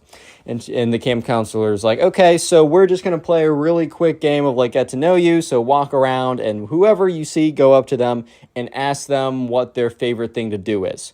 So Max and Ben, they split up and they start walking around, talking to a bunch of people. And that's when Max, he sees someone, goes up to them, asks them, oh, what's your favorite thing to do? And they say, oh, I love to fish or whatever. And that's when Max sees the spoiled kid. And he sees the spoiled kid, who at this point he doesn't know is a spoiled kid. He still thinks that this might be a good kid and that, he's just struggling. Max goes up to him and sees that he isn't really talking to other people, or he's kind of like avoiding other people. And, other people are like, well, if he's avoiding me, I'm not going to like go out of my way. But Max really does go out of his way to be like, hey, spoiled kid, like, it's been a second. And the spoiled kid's like, hi. And Max is like, so what do you do in your free time? And the spoiled kid is like, well, I polish my watch collection. And Max is like, oh, that's sick, man. Like, do you have any, like, I don't know, what kind of what kind of cartoon watches do you have? Because like literally in Max's mind, because this was a little while ago, he was thinking of like, those novelty watches of like SpongeBob funny watches or whatever. And he's like, oh wait, do you have like a Fitbit or something? And Spoiled Kid is like, no, I don't have a Fitbit. I don't have a funny SpongeBob watch. I have a Rolex Aqua Racer or Submariner. You don't even understand what that is. And at the time, Max had no idea. He's like, no, I don't. And the Spoiled Kid like, well, it's a very expensive watch, and I spend my time shining it. Max is like, okay. Max keeps walking around talking to other people. At this point, you might be thinking, dude, Max, obviously this kid is spoiled. He's not a good kid. But Max is kind of was like, well, that was a weird interaction, but I don't know. He's probably just nervous. At a certain point, you can't say that every interaction of someone being a jerk is them being nervous. But anyways, right, Max is a good kid, giving him the benefit of the doubt. So anyways, they have lunch and Max and Ben are sitting around. They're excited for the week to happen. And they're talking a little bit about the spoiled kid. And they're like, I feel bad for that kid. Like, he seems really nervous. He seems like he's not like trying to make friends. And they're like, you know what? Well, we shouldn't spend our entire time trying to like break through to him because we only got a week and we want to have fun here. Let's still continue to try, at least today. So anyways, right after lunch, they go up to the pool. And, at this point, this is where they start to realize how evil or how truly spoiled the spoiled kid is. So sure enough, they go up to the pool. And the way that the pool works is there's like one really big pool. And they go in shifts of like 15 kids or whatever, because while it's a big pool, there's like 50 kids at the camp, or maybe they go in shifts of like, I don't know, 20 or something. I don't know. It breaks up into about 4 groups or so, and there's about 60, 50 or so kids there. And so the spoiled kid, Max and Ben were all happened to be randomly in the same group, and they were in group 2.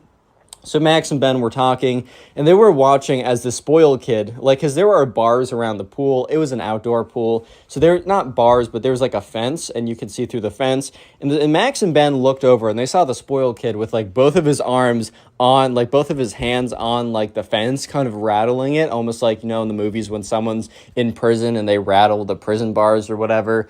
And Max and Ben go up to him. They were like, dude, what's going on? And the spoiled kid's like, I want to go in the pool. And Max and Ben are like, yeah, dude, well, we're about to go in like 5 minutes or so. We're in group 2. And the spoiled kid starts rattling the fence again. He's like, bum, bum, bum, bum, bum. He's like, I want to go in now. And Max and Ben kind of look at each other like, that's not a normal response, right? Like that's not how people normally respond to things, correct? Like, I'm not just going crazy. That isn't a normal person response. Right? And they kind of just look at each other like, what's going on here? And they're like, you know what? Well, we're all going in pretty soon. Like, there's no need to like overreact or anything. And the spoiled kid just gives them like a dirty look, and then goes back to like rattling on the gate bars or whatever. And when Max and Ben like walk away, a camp counselor actually walks over, goes up to the spoiled kid, and while Max can't hear exactly what the camp counselor says, it's pretty clear that the camp counselor was like, bro, you can't be doing this. You're going to be on in like 5 minutes. Just wait over there. So the spoiled kid walks over, stands in a corner, crosses his arms, and is all angry. And Max and Ben retreat. They don't retreat, but they go back to where they were standing before. And Ben's like, dude, that kid's kind of weird. And Max is like, well, yeah, he's not as cool as I thought he would be. And Ben's like, dude, what? Like, why was he being so weird about not being able to swim? And Max is like, well, maybe he really likes to swim. And Ben's like, dude, you really think that? And Max is like, I don't know, man. I'm trying to give him the benefit of the doubt. Maybe the kid's having a tough first day. And sure enough, group 2 is called in. So Max, Ben, and all those kids, they're in their bathing suits. They run over, and they all kind of like put their towels down, and they start to slide into the pool. And the spoiled kid, in his mind, is probably like, it's pool time, and I don't get the pool to myself? This will not do. So anyways, the spoiled kid jumps into the pool, and then this is kind of crazy. He immediately starts peeing in the pool. So you just see this big yellow cloud start to like form around the kid, and all the other kids are like, ew, oh my God, bleh, and they all start to run out of it. And some of the counselors are like, what? So they start to run over. And the spoiled kid is literally just sitting in a big pee puddle in the pool, and he starts swimming around in it. And Max and Ben are like, oh what? Because Max and Ben have not even jumped in the pool yet. They're literally just like waiting to jump in. And then Max and Ben look at each other and are like, huh? What? What? What? And at this point, right, the camp counselor walks up and is like, oh, buddy, did you have an accident? And, the spoiled kid's like, what? Oh, I didn't know. I'm sorry. Or whatever. And, they're like, well, buddy, you should probably get out of there. The spoiled kid's like, no, I like it in here. And that's when Ben turns to Max and is like, wait a minute. Do you think that was on purpose? And Max is like, bro, what do you mean? He's like, well, he was complaining about not being in the pool, and he didn't like the look of it when everyone else jumped in, and then he peed everywhere, and he's staying in the pool. He's doing laps right now. And so sure enough, right, camp counselors are like, buddy, you should really get out of the pool. And there's like 10 minutes left, and they're bringing over the decontamination kits or whatever. And he's like, no, I like the pool all to myself. And at this point, Max is like, wait, this kid did pee in the pool to get it all to himself. So basically what happened was the spoiled kid saw all these other kids getting into the pool, was like, I want this pool to myself because whenever I want something, I get it, and decided to literally urinate in the pool to get what he wanted, which is ridiculous, but he did it. So sure enough, and I mean, this is not the most ridiculous thing, as you can tell by the title of the video. It gets much crazier, but this is the beginning of when Ben and Max start to realize that this kid is just not a good kid, and that he's basically just bad news. So sure enough, right, the rest of the kids can't go into the pool. So basically group 3, 4, and I think there's a group 5, they just all were told, sorry guys, you're going to have to do field games. And they're like, what? Most of them didn't realize that the reason was because the spoiled kid literally just peed up the entire pool. That's the most ridiculous thing ever. He peed up the entire pool, man, and he was just swimming around in it. And Max and Ben were like, all right, so we're not going to go out of our way to hang out with this kid. So anyways, the first day ended, and, Max's mom picked him up and said, hey, like, how was your first day? I know how much you love this camp. And Max tells her the story of this kid. She's like, wow, this is a very strange kid.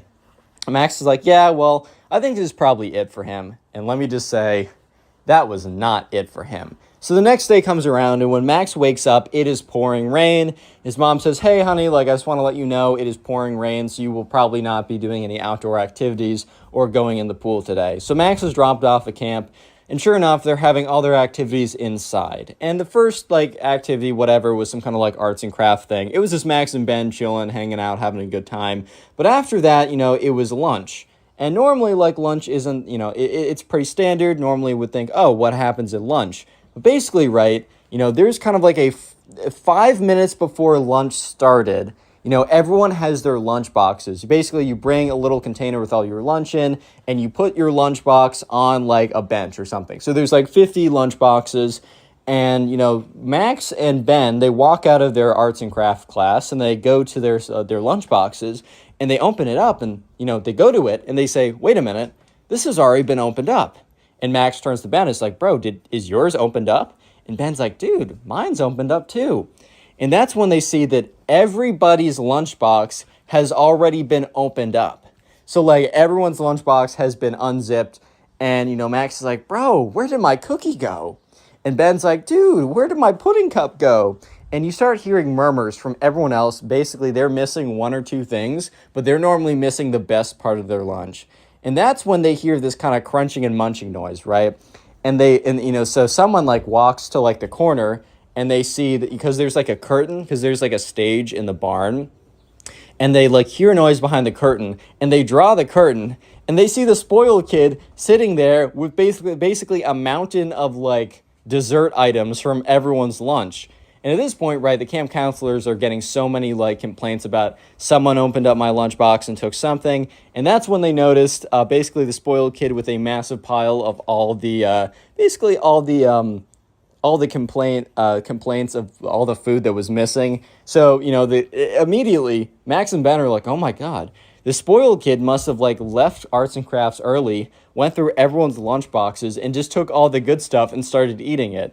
So sure enough, right, the camp counselors are like, you're coming with us. They take the spoiled kid out of there, and they kind of reprimand him in the hall, and everyone else runs over to the big pile, and they're kind of going through their stuff, and about half the stuff has already been eaten, so half the kids are able to retrieve their missing dessert items, while the other half are just left with wrappers and, spoons and used pudding cups. Yep, rip Ben, his pudding cup is gone. R.I.P. pudding cup, you'll live another day or something like that.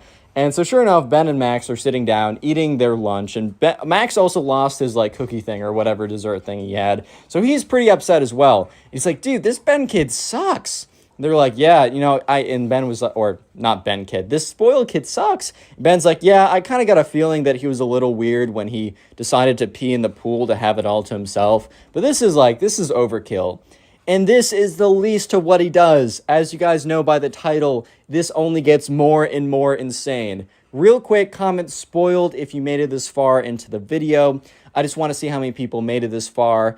And then also, if you want to support the channel, all you got to do is maybe after this video or maybe later in the day when you're playing a video game, cleaning your room, drawing an art project, animating, trying to go to sleep, just literally binge watch a bunch of these videos. Watch like 2, 3, 4, 5 of these videos in a row and let me know in the comment section, how many of these videos you're watching, what you're doing while you're watching them. I'll try and heart the comments and reply to say thank you because it really does help support the channel. I just want to say a huge thank you to everyone watching right now. Even if this is your first video or if you watched like 30 of my videos in the last 24 hours, every minute watched helps me out so much. Anyways, let's get back to the story because it only gets crazier from this point on. You might be thinking, wow, this kid's spoiled. This kid is not just spoiled, he is insane from this point on. Also, you might be noticing that the gameplay is no longer looped on the really long videos like these, and it's because I just upgraded my setup. I do my videos on my phone, so I got a better phone with more storage. So no longer will you have to watch the same gameplay 3 times. I'm sorry, I literally had no space on my phone. I had a very budget setup, but now you get new gameplay for every minute you watch. Anyways, so Max and Ben were sitting there, and they're like, oh my god, this kid's actually the worst, right? So later that day, they see the spoiled kid is back, and there's a 3-strike system at this camp. The very first day, I didn't go over this, but basically they said, welcome everyone to camp whatever. They went over the rules, and then they also explained their 3-strike system. Basically, if there's kind of a major violation, or you just break one of their rules, you get 2 strikes, and then on your 3rd strike, you're sent home. You're not allowed to come back. There's no tuition refund or anything like that. You're just done, right? So basically, Max and Ben are pretty sure that the kid just got a strike. In fact, the spoiled kid probably should have got a strike for peeing in the pool, but they didn't know that he did it on purpose, even though the spoiled kid very clearly did it on purpose just to get, the pool all to himself. But right now, the spoiled kid was sitting with 1 strike, and he was not happy about it. The next day rolls around, and, sure enough, it's a nice day. They're able to go outside. They're able to go to the pool. And in the morning activity, they actually have a big kind of tag game. So it's a massive game of tag, and Ben is actually it, and Max is not it. So Ben and a few other kids are designated as it, and basically you run around, and when you tag someone in this game, they also become it as well, so they can tag people too. It's like the zombie variation of tag, so there's this, it basically gets to a point where the numbers start growing exponentially, and then boom, everyone's done. So it's a pretty fun game, and the rounds are also fairly quick, and they did it so that more people could start as being it, more people could, and the other people that were it before could, be normal runners in the game as well. So sure enough, Ben is kind of running around, he's getting people, and Ben eventually finds Max and kind of runs him down and gets him. So Max and Ben are kind of in a team right now, trying to find people hiding, because you can hide in this game too, and, trying to find them, tag them down, get more people to the tag side. And that's when they see the spoiled kid, and Ben's like, you know what, for taking my pudding cup yesterday, this is going to be revenge. And Ben was a very fast kid. And the spoiled kid, I'm not going to make any comments about his appearance, but let me just say that he was not very athletic at all, and it definitely was conveyed through the way that he wasn't able to run, basically, at all. So, yeah, Ben was easily caught up with him. Ben easily caught up with him, got to him, tagged him, and not just Ben, Max, and a few other kids saw him be tagged, right? A lot of kids saw him get tagged, and the spoiled kid's like, you didn't get me, I dodged it. And Ben was like, dude, I clearly got you. And then Ben tagged him again. He's like, oh, I dodged that too. He did not dodge it, by the way. He was very clearly made contact. So that's when Ben put 2 hands on this kid's shoulder and was like, tell me you're dodging this. And the kid, like, brushed him off and is like, I dodged. And then the kid starts to, like, waddle away. And, Ben turns to Max and is like, oh, my God. So at this point, Max and Ben both tag him. And he's like, I dodged both of your tags. You can't get me, guys. And that's when one of the camp counselors sees what's going on. And he's like, hey, why are you still running, kid? And the spoiled kid's like, Mr. Counselor, I dodged all of their tags. And the counselor's like, that's not what I saw. And then Ben tagged him again. He's like, I got you. And the spoiled kid's like, Counselor, didn't you see? I dodged that too. And the camp counselor's like, no, you got tagged, man. Like, it's fun. It's fun being it. Trust me, it's fun being it. You don't have to keep running. And the spoiled kid turns to all of them and said, you will regret cheating. You will regret cheating. And he starts, like, running away. And Ben and Max look at each other like, bro, what? And so sure enough, right, there's another kid, that was running with them. And so it's Ben, Max, and a third kid that are running. And so, so the three of them are running around. And that's when the spoiled kid comes up behind them. And he pushes Max and Ben over. He goes up behind them and does a massive push. They both fall over, and they watch as the spoiled kid turns around and kicks the third kid in the shin. And the kid's like, ah! He falls down. The kid starts crying or whatever. And one of the camp counselors saw the entire thing go down. He's like, hey, you, what did you just do? The spoiled kid says, they just all tripped. And, the counselor's like, hey, I know you. You're the kid who, like, ate all the food yesterday. And, like, no, they did not trip. They're like, I saw the whole thing go down. You push those two kids, and then you kick that kid, and he's hurt. In fact, I think they're all hurt. You're coming with me. And he, like, takes out his phone. And he calls another counselor. He's like, hey, I need backup or something like that. And so another counselor comes over, assists, like, medically with, like, Ben, Max, and the third kid. Ben and Max were fine. They had some scrapes. But the third kid got some damage. Like, he didn't break anything, but he was in a lot of pain or whatever. And so the spoiled kid, once again, was taken away. And that means that he was now on 2 strikes. And he was very angry that he was on 2 strikes. Because 2 strikes means you're 1 strike away from being kicked out of the camp. But also, when you're on 2 strikes, you have a lot of your privileges kind of revoked. For example, the spoiled kid was no longer allowed to go swimming. However, he had to go up to the swimming place. He just had to sit there and watch the other kids swim. Because they weren't going to have a counselor stay just to guard, like, the one kid. But they also didn't want to reward him with swimming if he's been terrible for, like, if he has 2 strikes, you have to be pretty bad to have 2 strikes. So anyways, that day, up at swimming, Ben and Max are waiting around for, their group to be called. And the spoiled kid, he's just standing there, and he is very angry. And he goes up to Ben and Max. He's like, you two are cheating today. You two were cheating today, and all I did was I got revenge for your cheating. And because of that, I'm being blamed. And Ben and Max were like, yeah, you're blamed for, first of all, Ben's like, we were not cheating. We touched you 1 billion times, and you said that you dodged it. Explain how you dodged that, because you did not. One of the camp counselors saw the whole thing and even proved that you, in fact, were cheating. And then you decided, after running off and crying, because you're a little baby boy, and at this point, like, Max is like, bro, Ben's going off, because you're a little baby boy, right? And you decided to come around and push us and then kick that guy in the shin because you can't handle losing because you're a loser? At this point, Max is like, not Max, the spoiled kid was like, I was already upset because of my 2 strikes. But now you've pushed me over the edge. This can't mean something to you? Well, it means nothing to me, and I will take it down single-handedly. And, Ben and Max are like, okay, dude, like, whatever, like, what are you saying, bro? Little did Max and Ben know that the spoiled kid was not just saying, I'm gonna take down this whole summer camp. He wasn't just saying that for saying that. He wasn't just saying that to try and scare them. These weren't random comments. These were, as the people who read the title of this video already know. By the way, drop a like in the video if you haven't already. I don't normally ask, but just check to see if you have. Basically, right, Max and Ben didn't think anything of it. So the next day comes around, and this time, like, the spoiled kid brought something from home. A little something that you use if you smoke, which you shouldn't. You might need something to light your cigarette, right?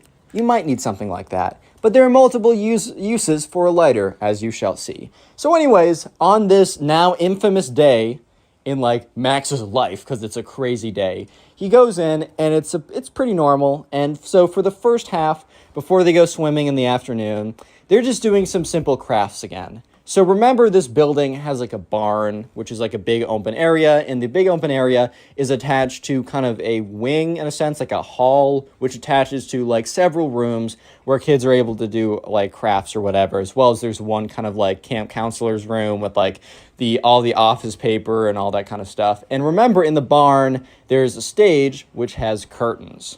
So, right, Max and Ben are just, they're sitting around and they're doing their crafts, and they're like, dude, like, the spoiled kid was here earlier. He has to go to the bathroom, and he's been gone for, like, 20 minutes.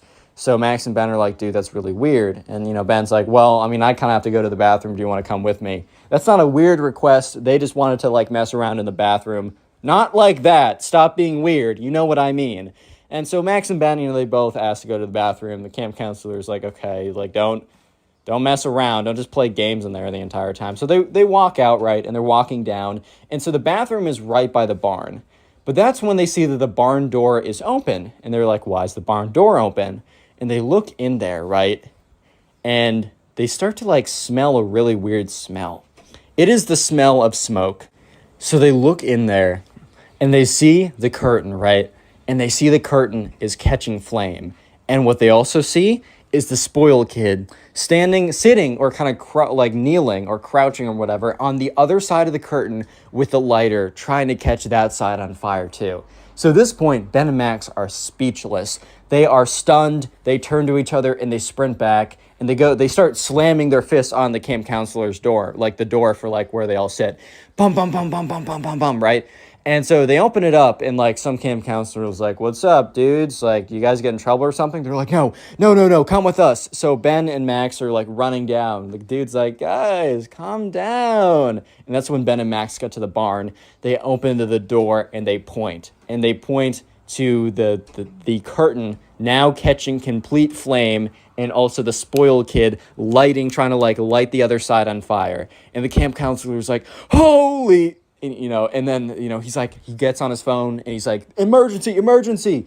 And he goes to the fire alarm, pulls that, sprinkler systems start to go, right? But the thing is, the fire is now spreading. This is like wooden carpet, everything. This is not, this like barn, this whole like facility was made a while ago, bro. This thing was made like when the fire safety rules were not as good. So the sprinkler systems were okay, but the fire was just starting to spread really rapidly.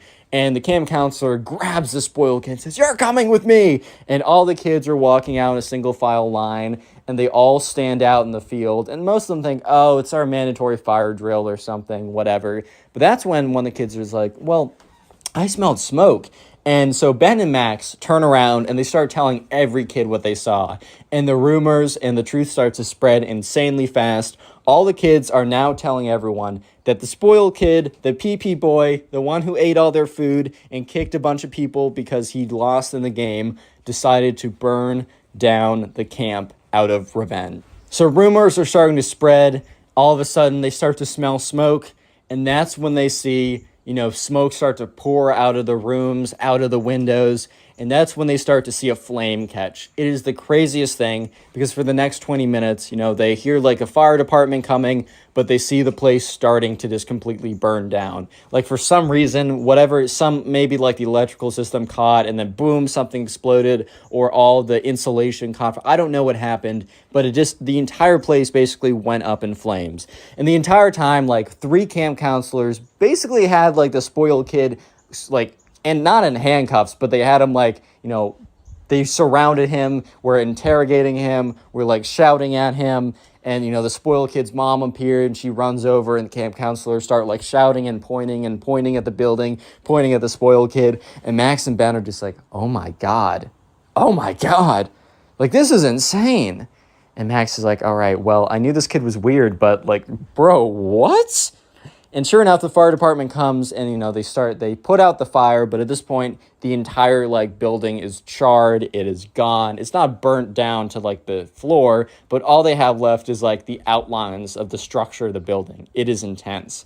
So at this point, right, the kid got his third strike. Okay, it's a little bit more it's a little bit more worse than the third strike, right? So at this point, there were still 2 days left of camp, and the camp basically sent out a parent saying that like there was a rogue kid that went and like tried to like burn down the camp basically, and that they could either have a 30% like a or a like 10% tuition, I guess, refund, because like a lot of it was already spent on like paying the counselors and the equipment. They said we can give you like a 10% refund, or the kids can come with us for the next 2 days and we'll just be at the pool, because that obviously wasn't affected, and do field games at the pool. Like, it's a terrible circumstance what happened, but we understand if you don't want your kid here anymore. So sure enough, right, Max and Ben, they came for the next 2 days, and it just wasn't the same because of what just happened.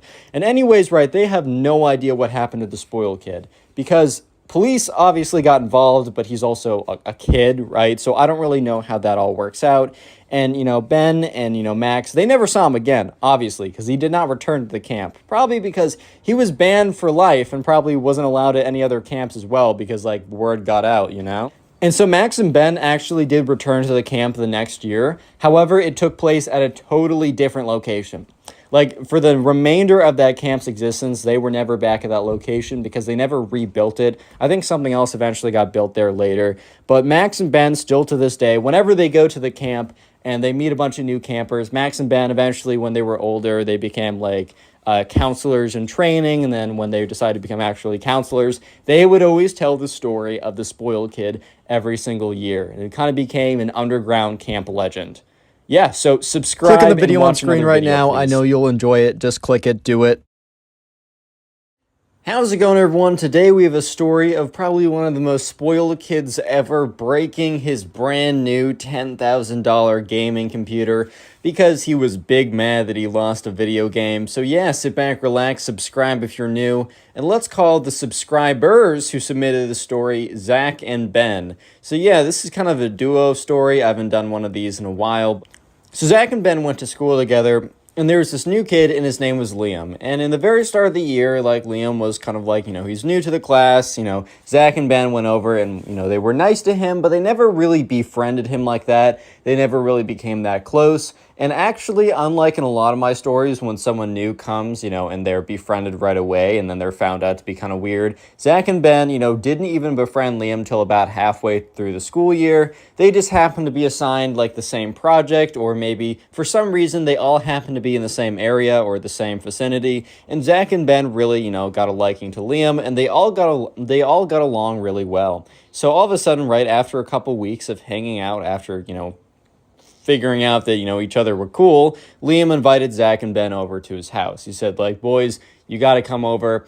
I'm, like, getting my new, like, gaming computer this weekend. It's really crazy. It's, like, the top-end gaming computer. Basically, Liam came from, a household that had a little extra bread, a little extra cash, if you know what I mean. And, his parents would, occasionally let him spend it. And by occasionally, I mean always. And by spend it, I mean dropping big bucks. So Zach and Ben, kind of being aware of this, where, they liked Liam as a friend, but then they were also excited to play on, like, a $10,000 gaming computer. They'll be like, oh my God, think of the frames per second. Oh my God, this is going to be crazy, right? Or whatever. So that weekend, or Zach and Ben go back home. They both ask their parents, like, hey, Mom, do you mind if I go over to Liam's house? And they're like, yeah, sure. Like, this weekend? Like, yeah, okay, that's fine. So anyways, the weekend comes around. Zach and Ben, or Ben takes a ride with Zach, and, Zach and Ben, they go over. Zach's mom drives them over, and Zach's mom's like, all right, well, have fun, you guys. And remember, you can always call my number if you need anything. And they're like, yes, of course, Mom, it's all good. So they arrive to Liam's house, and, Liam greets them at the door, and, they're like, oh, like, this is going to be a lot of fun. And Liam's like, boys, I've just been setting up the game computer all day today. It is the craziest thing you will ever see or have ever seen or ever played on. It is the most epic, the most awesome, the most fantastic gaming computer ever. Like, every game is running so smoothly. It's crazy. So obviously, Zach and Ben are really excited to go up and play on the new computer. So they all run upstairs and they go into Liam's room and they see it. And it is like, there's a massive monitor. There's a big, like, gaming PC that has, like, very fancy, like, water cooling or whatever. It's got the RGB lights. It has like cool mouse or whatever, big gaming desktop. It is like, if you play video games, it is basically the peak of anything you could want for a gaming setup. I mean, it definitely wasn't minimalistic if that's your style, but otherwise it was the peak of like any gaming setup ever. So obviously Zach and Ben were really excited to take a swing at it. So, they run over and Liam's like, wait, 1 second. I'm just gonna I'm still playing on it. I'm mid-game. And he was not mid-game, but basically Liam sat down, is like sit back, relax, and watch some gaming. And the thing was, right, Zach and Ben, while they were friends with Liam, they also did want to try out the video game themselves. I mean, it was fine to watch. I mean, look, bro, like a lot of people watch YouTube videos to watch other people play the video games. That's totally fair. Like when I was a little kid, I would go over to my friend's house and, I would actually enjoy kind of the experience of watching them play, because it was like I was kind of playing along, and I also knew I would have been trashed, so I actually didn't mind it. But Zach and Ben kind of did. They kind of wanted to play along, but Liam was like, one more game, I'll get you guys on next game. And he would say that again and again. And hours were kind of going by, and all Zach and Ben were doing was watching Liam play, like, I don't know, like Counter-Strike or something. And Liam was okay, but, everyone else in his lobby was a little bit better. So they were basically watching their friend lose in 4K Ultra HD with 10,000 frames per second, bro. Like, it doesn't matter if you have 10,000 frames per second, you're still going to lose if you're not better than the other person. Specs are pretty good, but they're not going to make it if you're not good. So Liam started to get progressively angrier and angrier. And Zach and Ben were like, bro, if you ever want to take a break, we'd be happy to swap. And he's like, no, I got to fix my KD ratio, which basically that's the ratio of like how many people you get versus the number of people who get you in like video games in a lot of cases. And since Liam was losing a lot more than he was winning, his KD ratio was getting worse and worse. And it's almost kind of like the gambling mentality, like, oh, I gotta like gamble my way back to the money I've lost through gambling. It's like, bro, stats are against you on this one. And Zach and Ben were just watching as Liam was like doing worse and worse and worse and worse and worse and worse. And every single, he'd be like, this game is rigged. And it wasn't, just everyone else was better than him. And Zach and Ben were like, bro, do you want to do something else? Because at this point, Zach and Ben look at the clock, and it's about 3 hours since they've been here. And all they've done is they've watched Liam play and fail Counter-Strike for 3 hours. So either they want to get a turn on it and maybe play Counter-Strike or a different game, or, they're still friends with Liam. Maybe they just want to go and do something else with him. Maybe they just want to go and, I don't know, man. Maybe they just want to go and play outside or watch a movie or just do something else from watching him lose and get angry at Counter-Strike again and again. So Zach and Ben are like, oh, dude, when do you want to go outside or anything like that? He's like, bro, did you not hear me? I got to fix my KD in Counter-Strike. I keep losing. I got to fix the ratio. It's going to take a second, boys, so strap in. And they're like, Zach and Ben kind of look at each other like, bro, what's going on here? But the thing is, right, Liam keeps getting angrier and angrier and angrier. And this is where kind of things start to get a little bit interesting. Because Liam, in his rage, is starting to slam on his desk. He's like, "Bah!" every single time he loses. And every single time he loses, which is a lot, he starts to get angrier and angrier. And then he takes his mouse and slams it on his desk. And it doesn't break the mouse, right? But it's risky. It could have broken.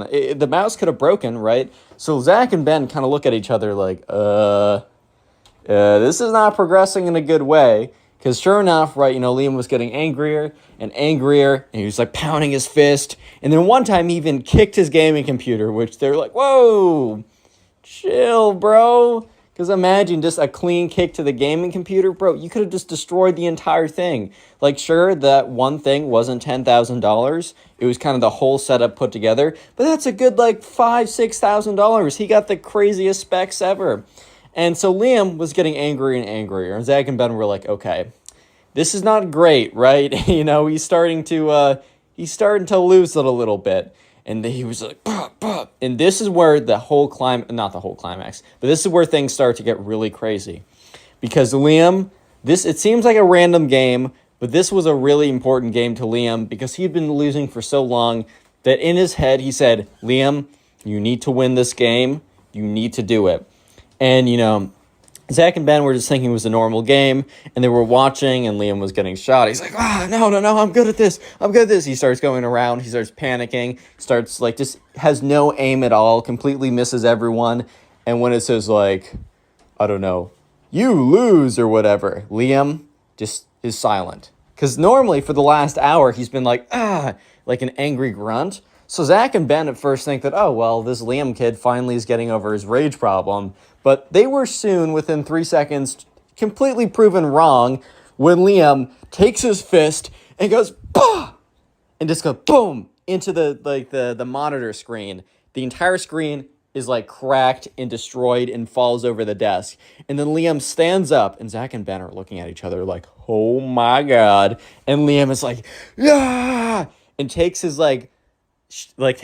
foot and just goes boom and kicks his gaming computer with such force that actually lifts up off the ground, flies for a little bit, hits the hardwood floor, and shatters and explodes, and water starts leaking out of it for the water cooling, and little bits and pieces go everywhere. And that's when Liam flips his desk, takes his mouse, swings it around on the mouse cord, is screaming the entire time, and throws it against the wall. The mouse explodes as well, and Liam starts huffing and puffing. He's like,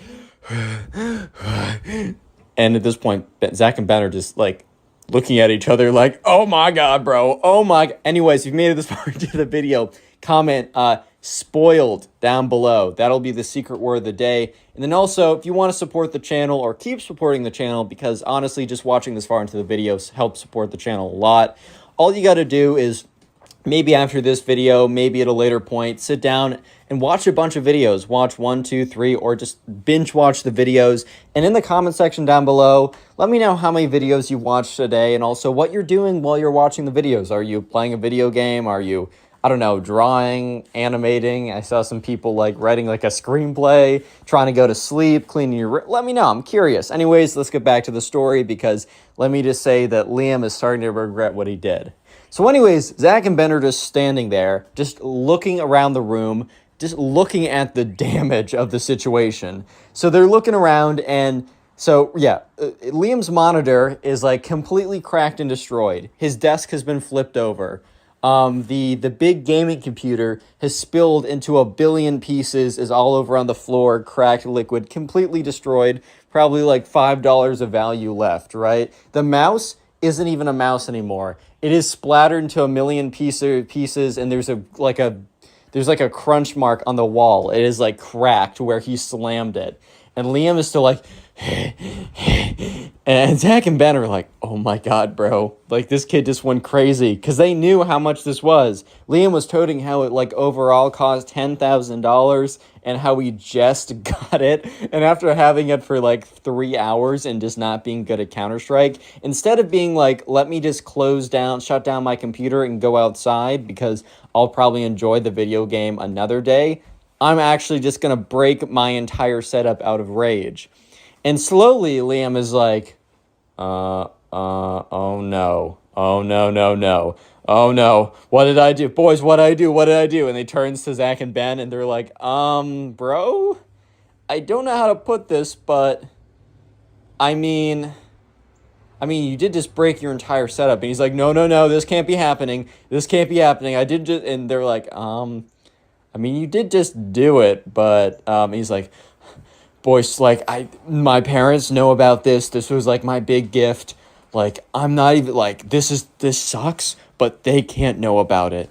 And they're Zach and Ben are well, and they look around the room, and there's just bits of computers all over the place. The thing's leaking, everything's destroyed. There's cracks on the walls.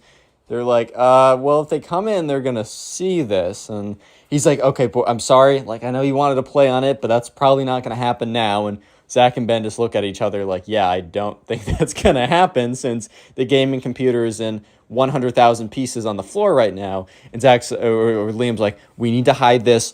I need your help. I'll make it up to you guys. We'll have we'll do fun things later. We just gotta clean this up. My parents cannot know. And, Zach and Ben are okay. Zach and Ben weren't going to be I don't know, asses and be like, haha, lol, suck it, dude. They're going to help, right? So they go downstairs, and, Zach sneaks downstairs, and Liam says, okay, the trash bags are in the closet next to the basement. So he goes downstairs, and Liam's mother's like, Zach, how's it going? And Zach's like, haha, it's going great. There's no gaming computer in 1,000 pieces upstairs. No, but he's like, yeah, it's going great. Thanks for asking. She's like, oh, what are you down here for? And he's like, because he can't say, oh, I need a trash bag to hide all the pieces of the $10,000 gaming setup that your son just destroyed after 3 hours of being garbage at a video game. He's like, a glass of water? And she's like, oh, let me go get you one. She runs off into the other room. Zach is next to the closet next to the basement. He opens it up. He sees the trash bags.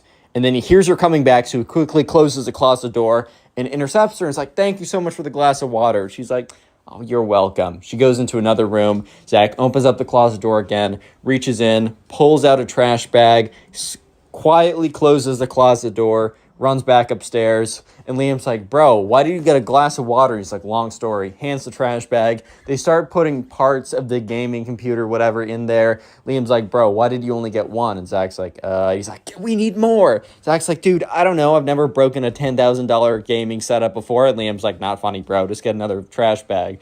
So he goes back downstairs.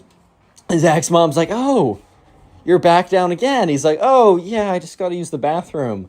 And she's like, oh, did Liam not tell you about the bathroom right next to his room? And Zach's like, I guess not. And she's like, oh, well, it's over here. Let me show you. And so Zach goes to the bathroom, basically just stands in the bathroom for a minute, not doing anything, and then leaves and sees that, once again, Liam's mom is in the other room, so just goes by her quietly, goes into the closet, and just takes like 3 trash bags at this point, goes back upstairs, and thankfully, those 3 trash bags are enough to kind of enclose or get everything, all the parts and everything. They go into the trash bags. They put it in his closet. They put the desk back up because while the desk was like flipped over, it wasn't completely destroyed. It had some cracks on it. There was still chipped paint on the wall.